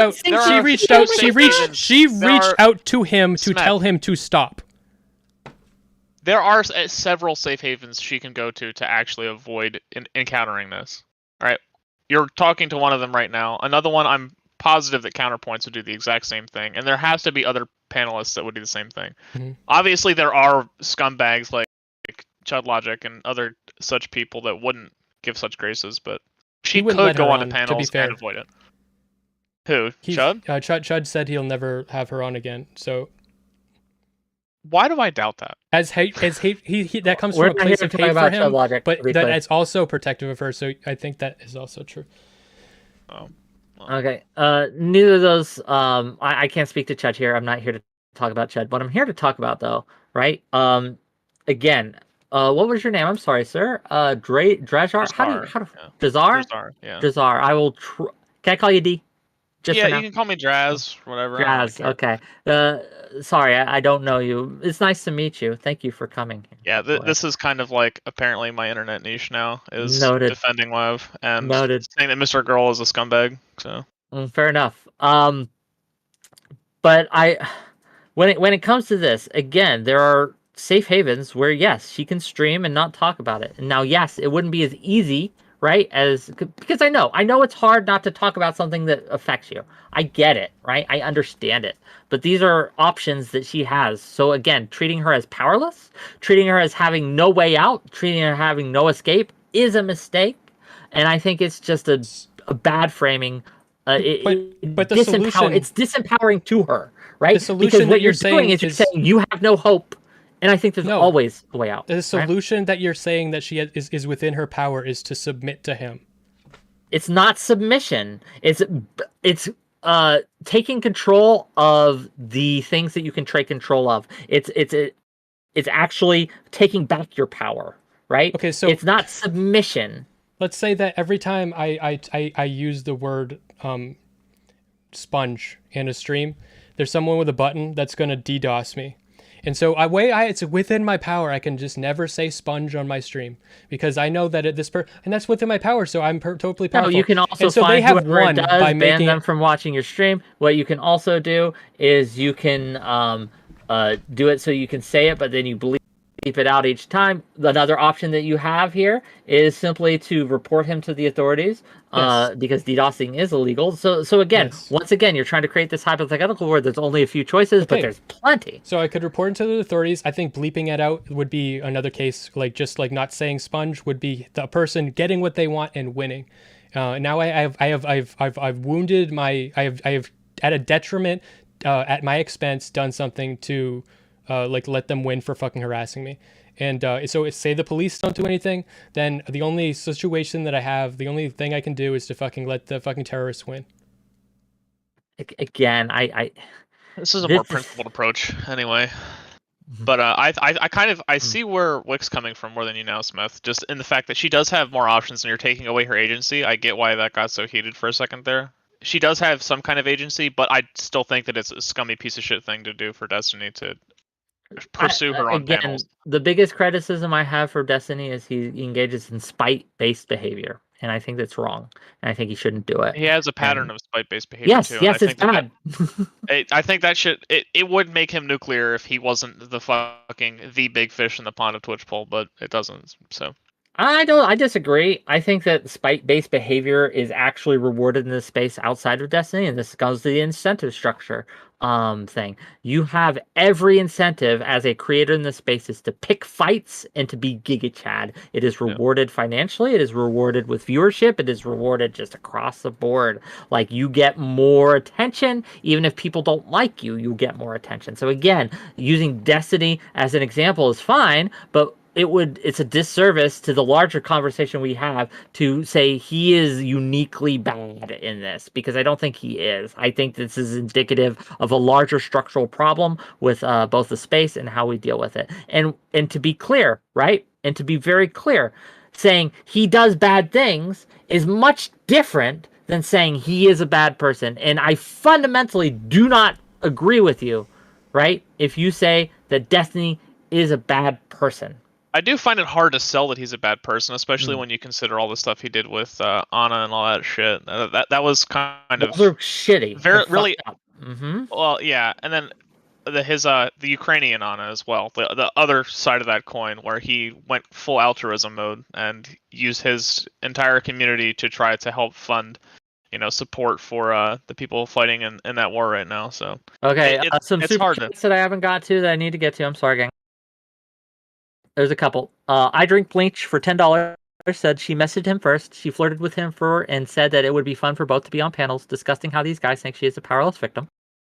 And then, just let me finish reading these. They pay me money, gang. There's a guy who made my. Let me make my money, okay? Please. Look, okay. I drink bleach for $10. I drink bleach for $10,000. Hook me up. $5 from Mooted Agarol. In a world where cloud is currency, Lav went on to make fake accusations against Hassan Piker and Badly. She is doing this to herself. She is not 4 years old. So those are the super. Yeah. The first one is a bit of a mischaracterization of what happened. What had happened was she added him specifically to ask him to stop pursuing her on panels, and then he messaged her first, and he started being like gross and flirtatious with her. If you read the actual DMs, and they kind of go back and forth because they're both a bit interesting. They pick at each other, right? And they instigate each other. And they wind each other up intentionally. Yes. It's a look. At a certain point, I have to imagine they both enjoy it, right? Yeah. Or else they would stop. And the this thing happens is, in my Discord chat too. People like start picking at each other, and at a certain point, I gotta think, well, you haven't blocked each other, and you're continuing to engage with each other. So at some level, do you not enjoy this? But I don't know. I mean, it's just a. some this is a people like the separate thing. conflict.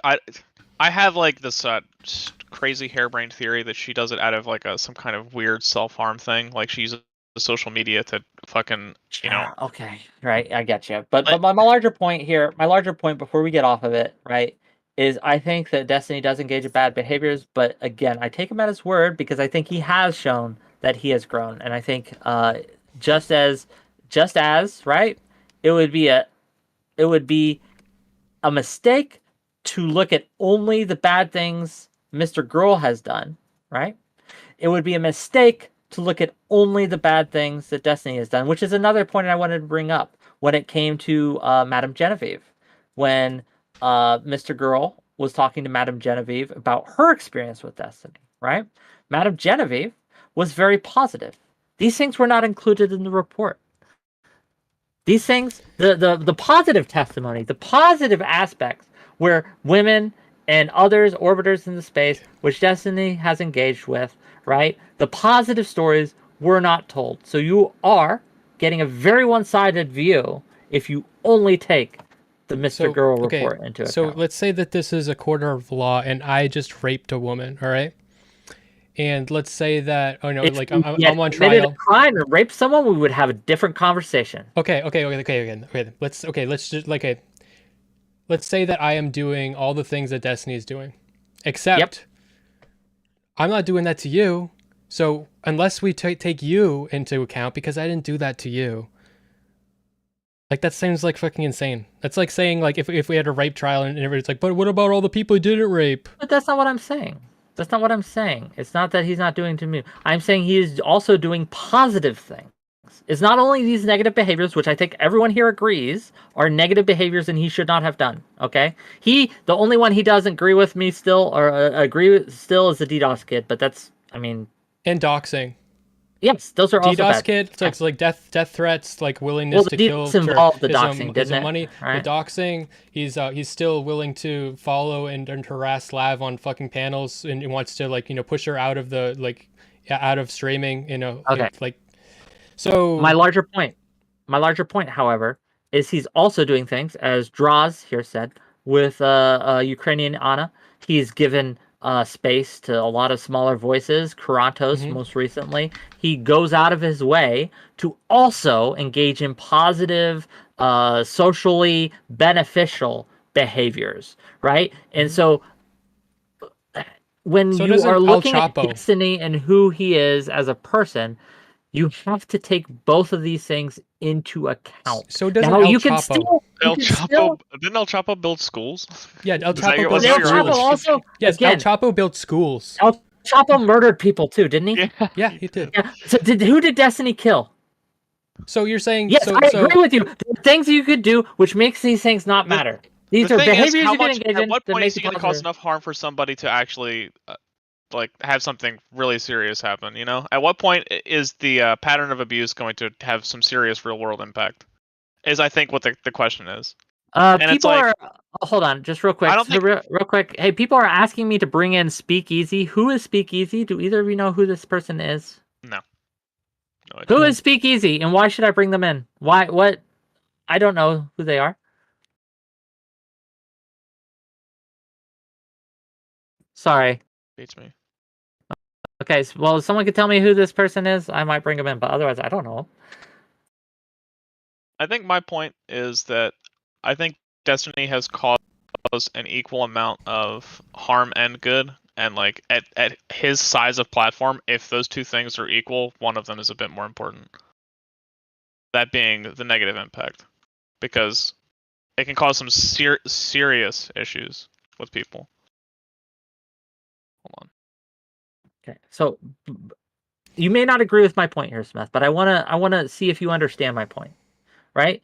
Do you understand that I am saying, right, that yes, there are lines that anyone could cross, which means what the good they have done goes out the window, but in this case, Destiny hasn't engaged in genocide. to my knowledge. Destiny hasn't raped anyone, to my knowledge. Destiny hasn't killed anyone, to my knowledge. And while, yes, doxing people is shitty, and I condemn him for doxing people, that does not mean, right? That does not mean that he is necessarily a bad person. I don't think that he is in totality a bad person. Everything he does is bad. No. Well, that's not what I'm trying to say, right?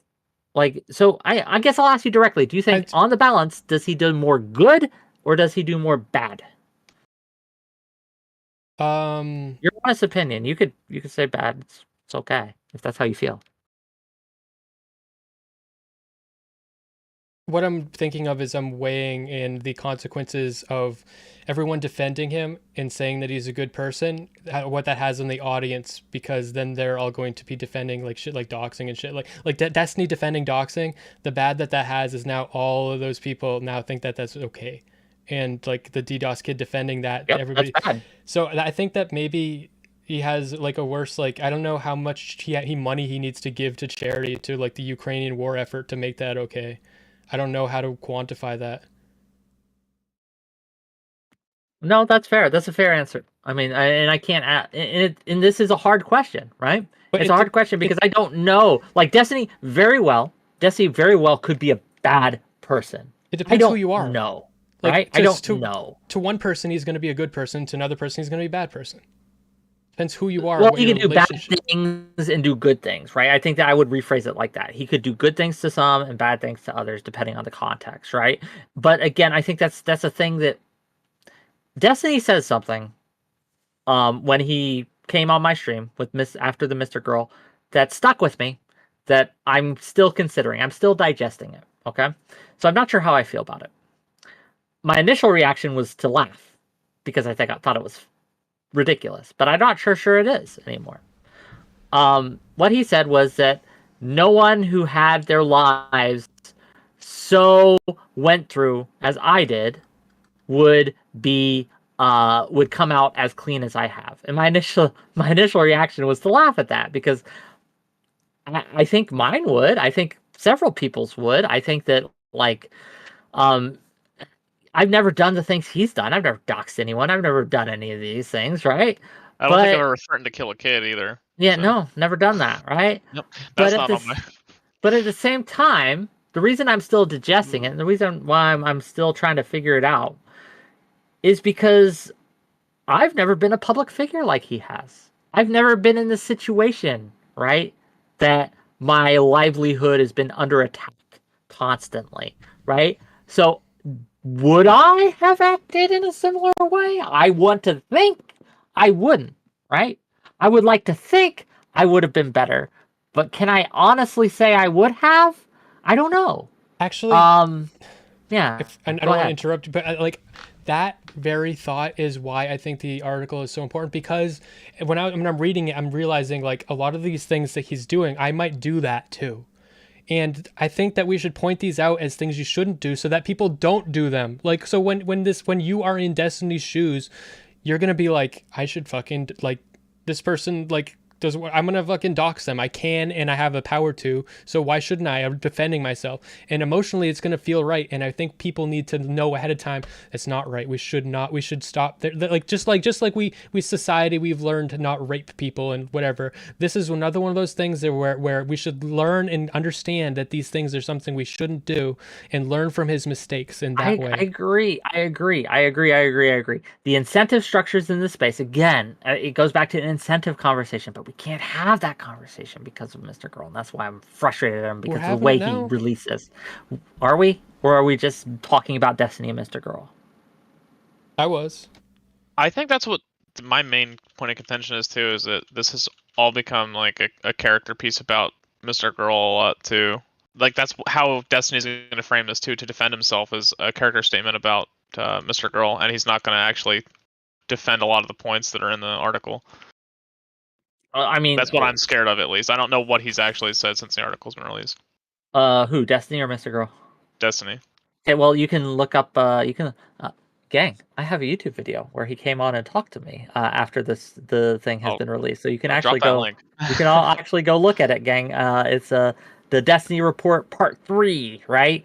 And you can go look at that. The first 2 parts for my interview with Mr. Girl, which went off the rails, and the third part was when Destiny came on briefly afterwards to kind of talk about his thoughts on the article. And I encourage everyone to go read that, right? Or go view that, because it would make me a lot of money, and I like money. And money, gang, you guys All right, I'm should be giving me bookmarking it, money. liking, Please and do. subscribing. Please Got do, you. gang. And if you haven't liked this stream yet, do that. And if you haven't subscribed to my channel yet, what are you doing, gang? If you haven't given me subs and bits and money, why haven't you? But like, to your point, Smeth. If you haven't subscribed to my channel yet, you are complicit. You need. I can't. Complicit in the harm that Destiny has caused. Yeah, no, I'm just kidding. But you should subscribe, for God fucking damn it, because I need the fucking subscribers to get to monetization. So no, subscribe to everyone here. Yay! Everyone should be able to eat. Smeth, to your point, I don't think that the article acts in service to these conversations. In fact, I think it gets in the way.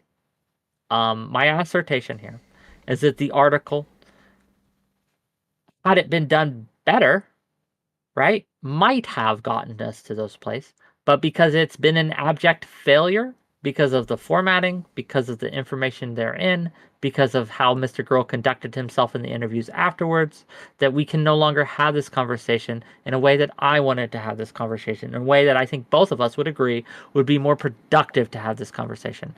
Because I think using it and framing it as a lens to attack Destiny,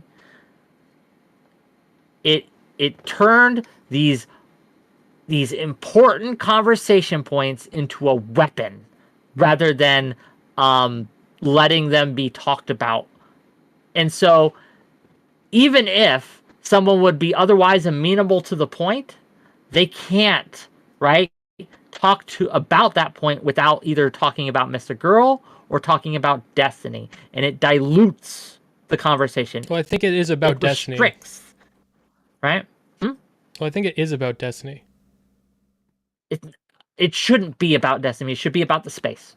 That's what I'm saying. It shouldn't have been about Destiny. It should have been about the space. Using Destiny as an example, perhaps, right?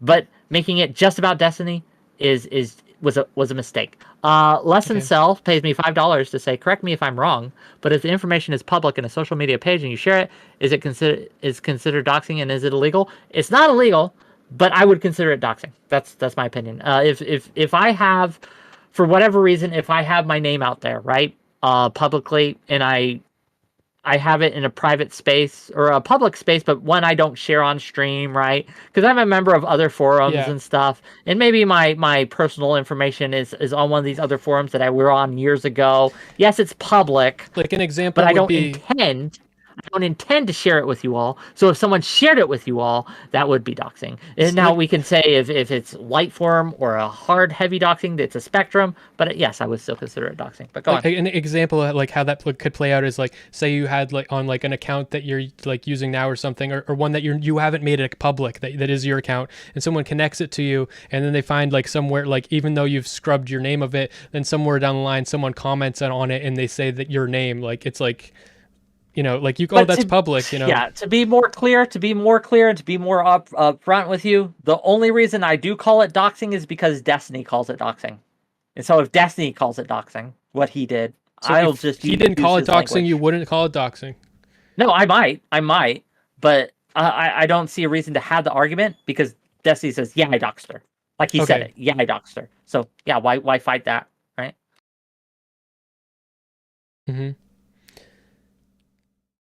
Subsonic R, I used to be in the military. I could run more than 20 meters without being out of breath. I could run 1.5 miles. Well, at the end of that, I'm pretty out of breath. Air Force? Yeah, Air Force. So, yeah. Look. Yeah, I know. I get it. Air Force. But no, I was in the Air Force too. I get it. Yeah. We get way too much shit. True. Anyway. But yes, I whether it's doxing or not, he uses the term doxing, so I'm just going to use it too. Why not? But we're getting off the topic at hand, Smeth. Okay.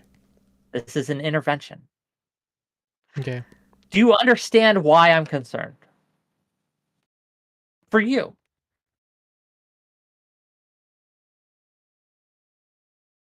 Do you also understand why I feel how I feel about the report? Why I've come to the conclusions I have about the report? Yeah.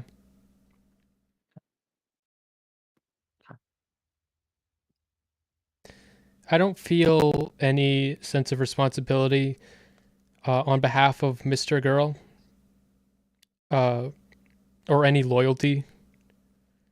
And whenever he does something I don't like, I say it. And Riley, thank you for the sub. Continue. this way it's just going to be. So I don't.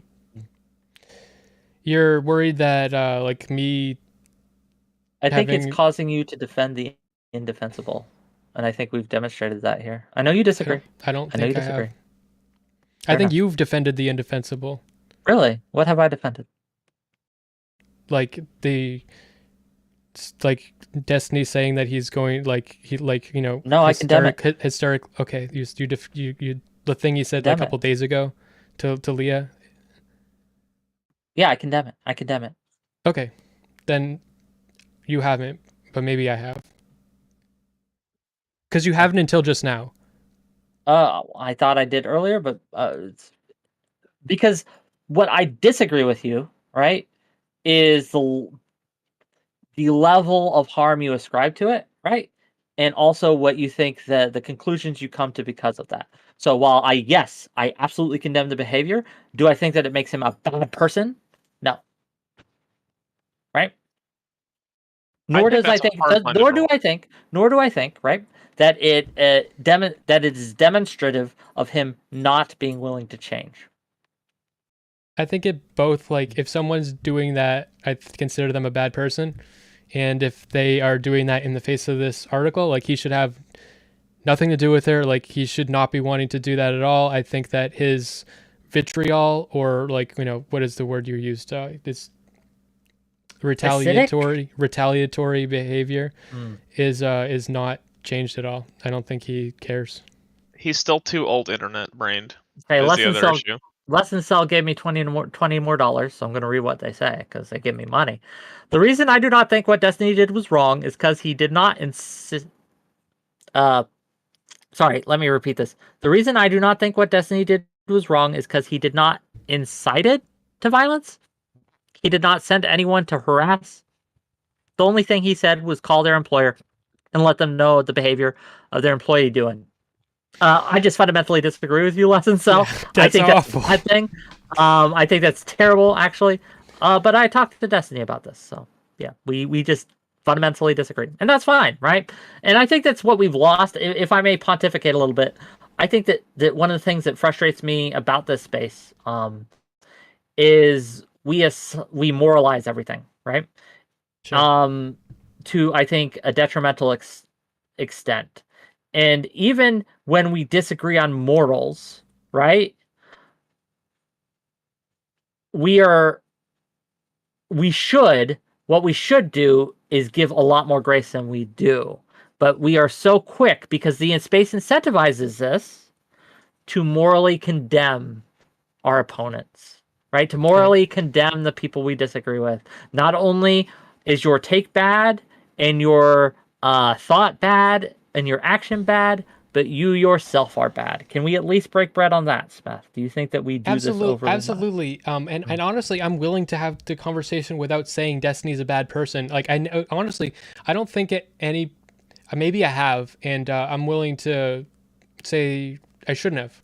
But usually in these conversations, since I've been having just the last couple of days, it usually is someone else that I'm talking to saying, yeah, but like he says doxing, I'll be like, yeah, but look at, like, he just sent this message to Leah about how he wants to follow her on every panel. He still just says doxing is fine. He still says that it's fine. Those are all still bad, and I'll still argue with him and condemn him on each of these things. Yeah, sure, or maybe disavow is a better word, but like. I don't think it's a better, like, disavow. Well, I'm not in charge of him. Disavow to me, maybe I'm using the word wrong, but to me, disavow means like, well, I have I've hitched my horse to this, and I have like staked my reputation on this person, and so I'm avowing them. I'm connecting myself. I'm not doing that. So okay, well, what I was saying was usually it's someone else that I will not be bringing Destiny's character into question. I'll just be describing the behavior, and then someone would be like, yeah, but he's not a bad person in totality. He's a good person. He does good things. And like, yeah, but I'm not talking about that. I'm not talking about his character. And now we're having a conversation about if Destiny's a bad person or a good person, but I was trying to talk about the actual behaviors. And I was saying why this is bad and why this is bad. And instead, now we're just talking about if he's good or bad. Well, we are doing this because the conversation has led here. But initially, again, I wanted to talk to you, and I think we have talked about as well, your relationship with Mr. Girl and why I think it's bad, and why I'm trying to hold this intervention today, and also the report itself. But I think we're kind of circling the drain here. Yeah. I think that we've said what we needed to say, but I wanted to give you space, Smeth specifically, to criticize me for a bit, or to, if you have anything right? I had to Or say about you, I've already said.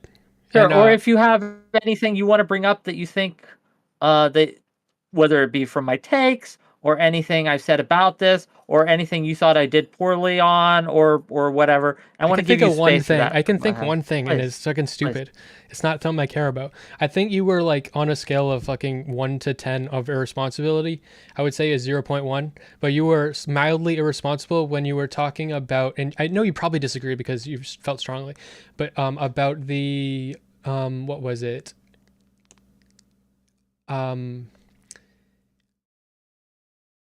Peer review thing. Because when I looked into the studies about why that you were referring to about peer review, the peer review thing. I remember this. I wasn't. I talked to this guy Socrates after that. And so he went into, because he was like, he looked at this study and he went like, he's a scientist and he's like, this is bullshit study, and he went full, like, fixation mode, and like he had a fucking document everything about the study, and he explained to me why it's not a study you should be relying on, and it was misleading. Okay. So I mean, like, it's been so long, I don't remember the study. Fair. Okay. That's why I said 0.1, whatever. I can't speak to it, but if I remember the conversation correctly, it wasn't just that study I mentioned. There's plenty, right? And so while yes, maybe one study was erroneous, sure, the overall point, right? It's something I've vacillated on. I'm not sure I hold the same position I did back then. I'd have to think about it more. But I haven't thought about it in months, right? Since we talked about it. Yeah, but that's the only anything real else? thing. That's just Turn Jackson. People are still giving me money. Turn Jackson in Canada said, you can leave at any time, but people can still give me money as much as they want. Hypothetically, if Smeth did something that didn't jive with someone's personal moral code, does that give them grounds to dig 15 years into his past and contact anyone who he has been in contact with in order to prove a pattern? Questions to you, Mr. Smith. So, the thing is, I don't think that. So, like, there were claims that Mr. Girl contacted, like, or would be okay with contacting Destiny's parents or Destiny's, like, ex-wife and shit like that. And by Mr. Girl's account, like, he absolutely would not do that, and that's an unacceptable thing to do. Like, I have a question now, but go on. Mr. Girl said that he only contacted people that had streamed with Destiny and shit like that. So okay. So I actually talked to Anna off stream. Okay. I was initially going to talk to her, I should say. Talk to her on stream because I was curious, right? I don't know if you read the White Nervosa blog post that was made shortly after the Max report. Mm-hmm. I didn't read it, but I heard about it, and she disavowed everything that was in it, and she said that it was wrong. She said, "Can you?" I don't. She said that she didn't agree with the representation of her in the report. Right? Yes, but more importantly, she claimed that Mr. Girl misrepresented himself in what he had in order to get Anna to come forward with the information that she had, right? Okay. So to be clear, and Anna, I've talked to Anna, and Anna has consented to me giving this information. I asked her directly if I can say what we talked about and that, because she doesn't want to read the report, right? She doesn't want anything to do with the report, and that's wise, right? It's probably wise, right? Just distance yourself. I get it, okay? But she said that Mr. Girl in getting her information and trying to come forward. She said that he said that there were many women that also were coming forward at the same time. Yep. And that is how he retrieved her consent in order to release the information in the report. Yeah. Do you think that was dishonest of Mr. Girl? There are not many women in the report. Well, there are, I guess, how many is a many, but there wasn't a lot. And okay, I can tell you this. Since going on that panel the other day, on Counterpoint's panel, and talking vocally about this, people have reached out to me to tell me shit about Destiny. Women. Not directly. Nobody's saying anything directly, but people saying like, oh, I know this person. But you understand how that's different, fundamentally different than someone saying, I have given this information to someone in order for them to come forward, right? So no one gave you this information in order to come forward about Destiny, right? They just gave you the information. Right. And it wasn't also firsthand accounts. There's just people telling me shit. But it's just when you start, Okay. but all I'm saying is, so it wasn't even firsthand accounts? No, it wasn't firsthand accounts. But So- what I'm telling you, I want to be clear. so everyone I'm trying to clarify understands. too. I'm trying to clarify too. But Because I don't want to misrepresent. I don't want to. Yeah, that's what I'm asking. I'm asking, did the women who were the people making these claims the ones that were No. abused by Destiny? No. No. Okay. No. I was trying to make that clear just now. But it's just, if you start talking about this, like, people are like, I'm sure that there's a lot that could have been in the article that people didn't consent to, you know? Again, though, my question, do you think it was dishonest of Mr. Girl to present to Anna that he had multiple women that were also willing to come forward? Yes. If he said there are multiple women that is also willing to come. No, actually, no, that's not true. There are multiple women in the article. So if that's what he said and that's what got her to say it, that's not dishonest. Oh my goodness. I don't know if we can break bread on this. There are multiple women in the article. There is more than one. Yeah, there's more than 3. Yes, but that is a fundamentally different thing than the women coming forward, right? Because, again, for them to have come forward, they would have had to say, Mr. Girl, we consent to you releasing this information and publishing this information, and we give you this information in order for you to publish it. That's what coming forward means. Can we break bread on that at least?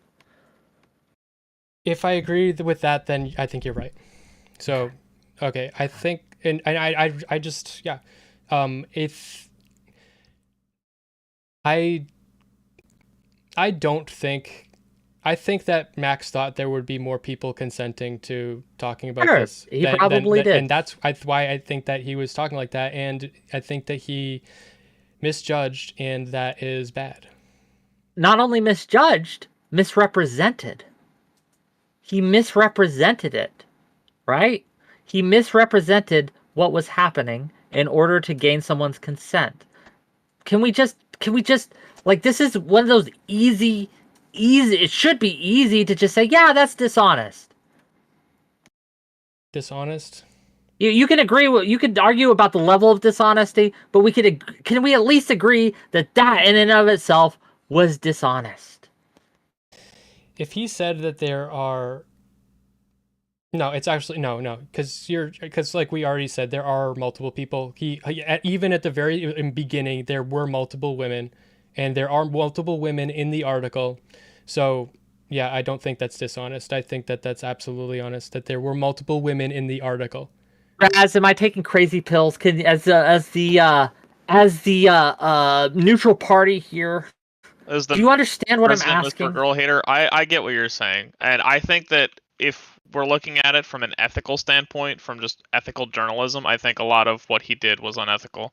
And the ways that he sought out his statements from people, and the ways that he ended up getting the statements, especially from Anna, it was kind of disgusting. When I was reading through and seeing that he had allegedly begged her for her statements, that's almost as bad as some of the stuff that Destiny did just to get a statement in the article. You know what? I agree. Okay, so we're back on the same page? Actually, I have not agreed with that until just now, but okay. Yeah, I agree. I think that he did that very foolishly and desperately. And, no, you don't have to think he's a bad person for this. Is what I'm saying about people can do bad things. You could still be a Mr. Girl defender and say, yeah, he fucked up here, right? No, I'm just saying why it makes sense to me. I think he let his desperation get the best of him in that moment. Okay. Ride paid me $5 to say this. There is no reason to believe that Mr. Girl published every report he received. Destiny said on stream that there were false reporters coming forward. I don't think that's neither here nor there. So when you asked me for examples earlier, right, of Mr. What? Girl being dishonest to himself or to others, can you accept this as an example? So him saying, misrepresenting what he had in order to obtain consent order to obtain information. I did not agree to that. The thing that I agreed to is what Drawser said.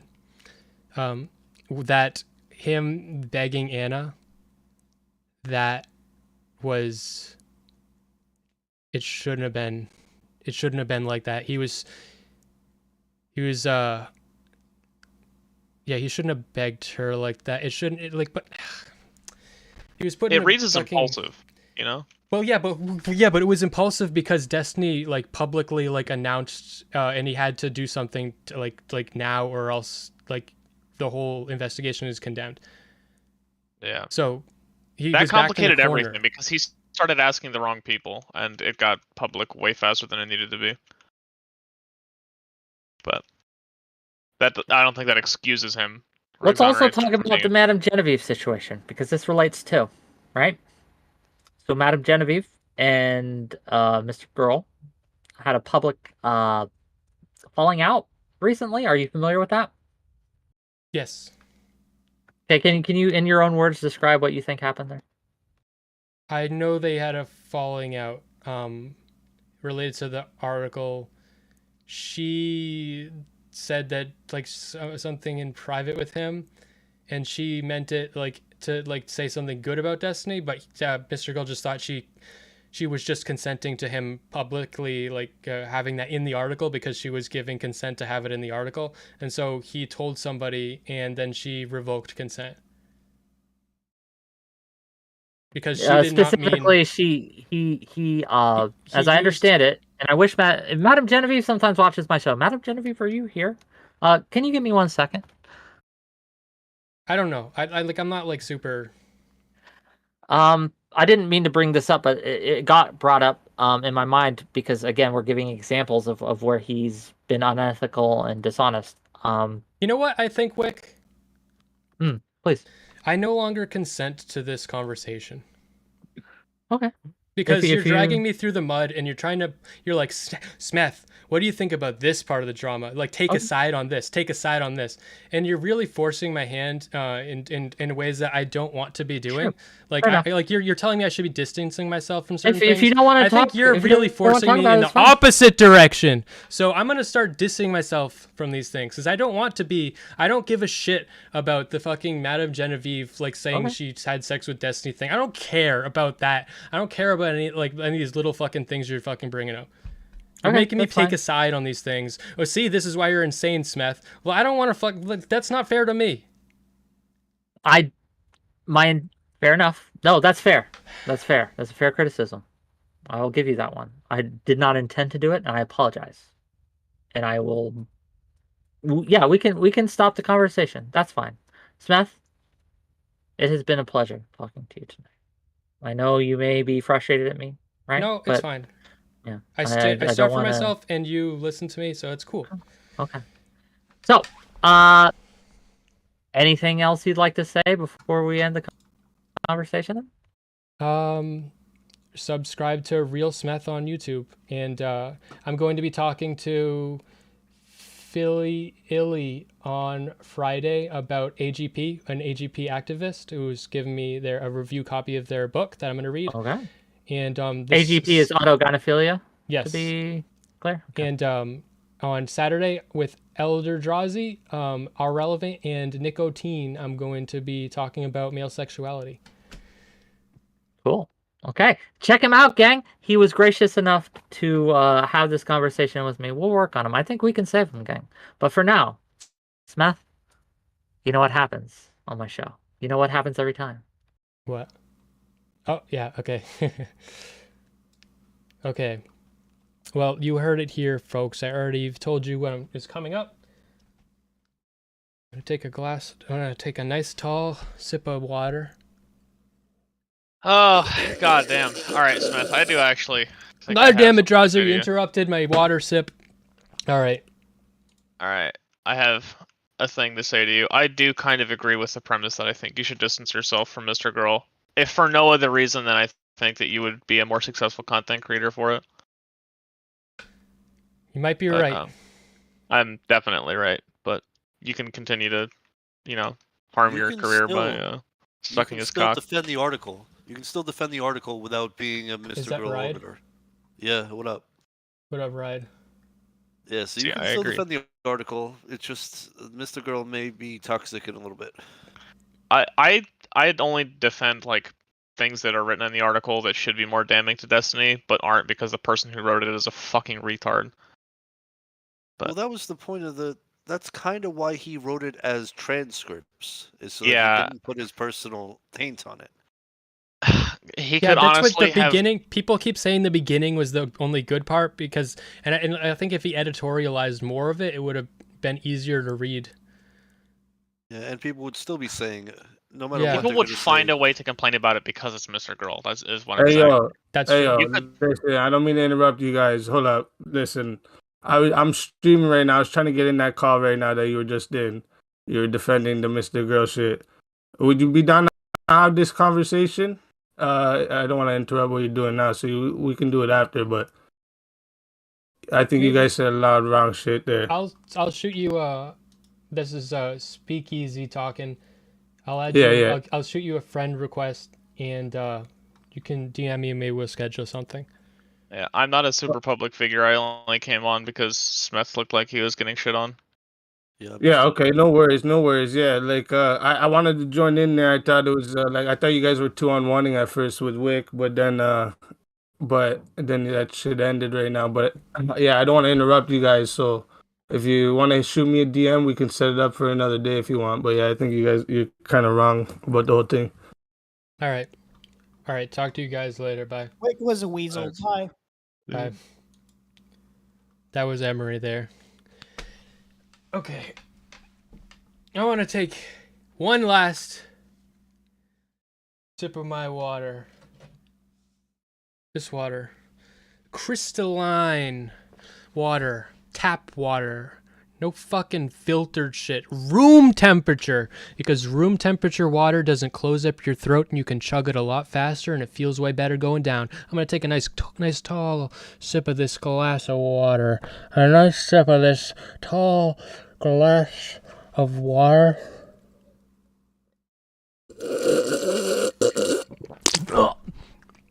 Okay.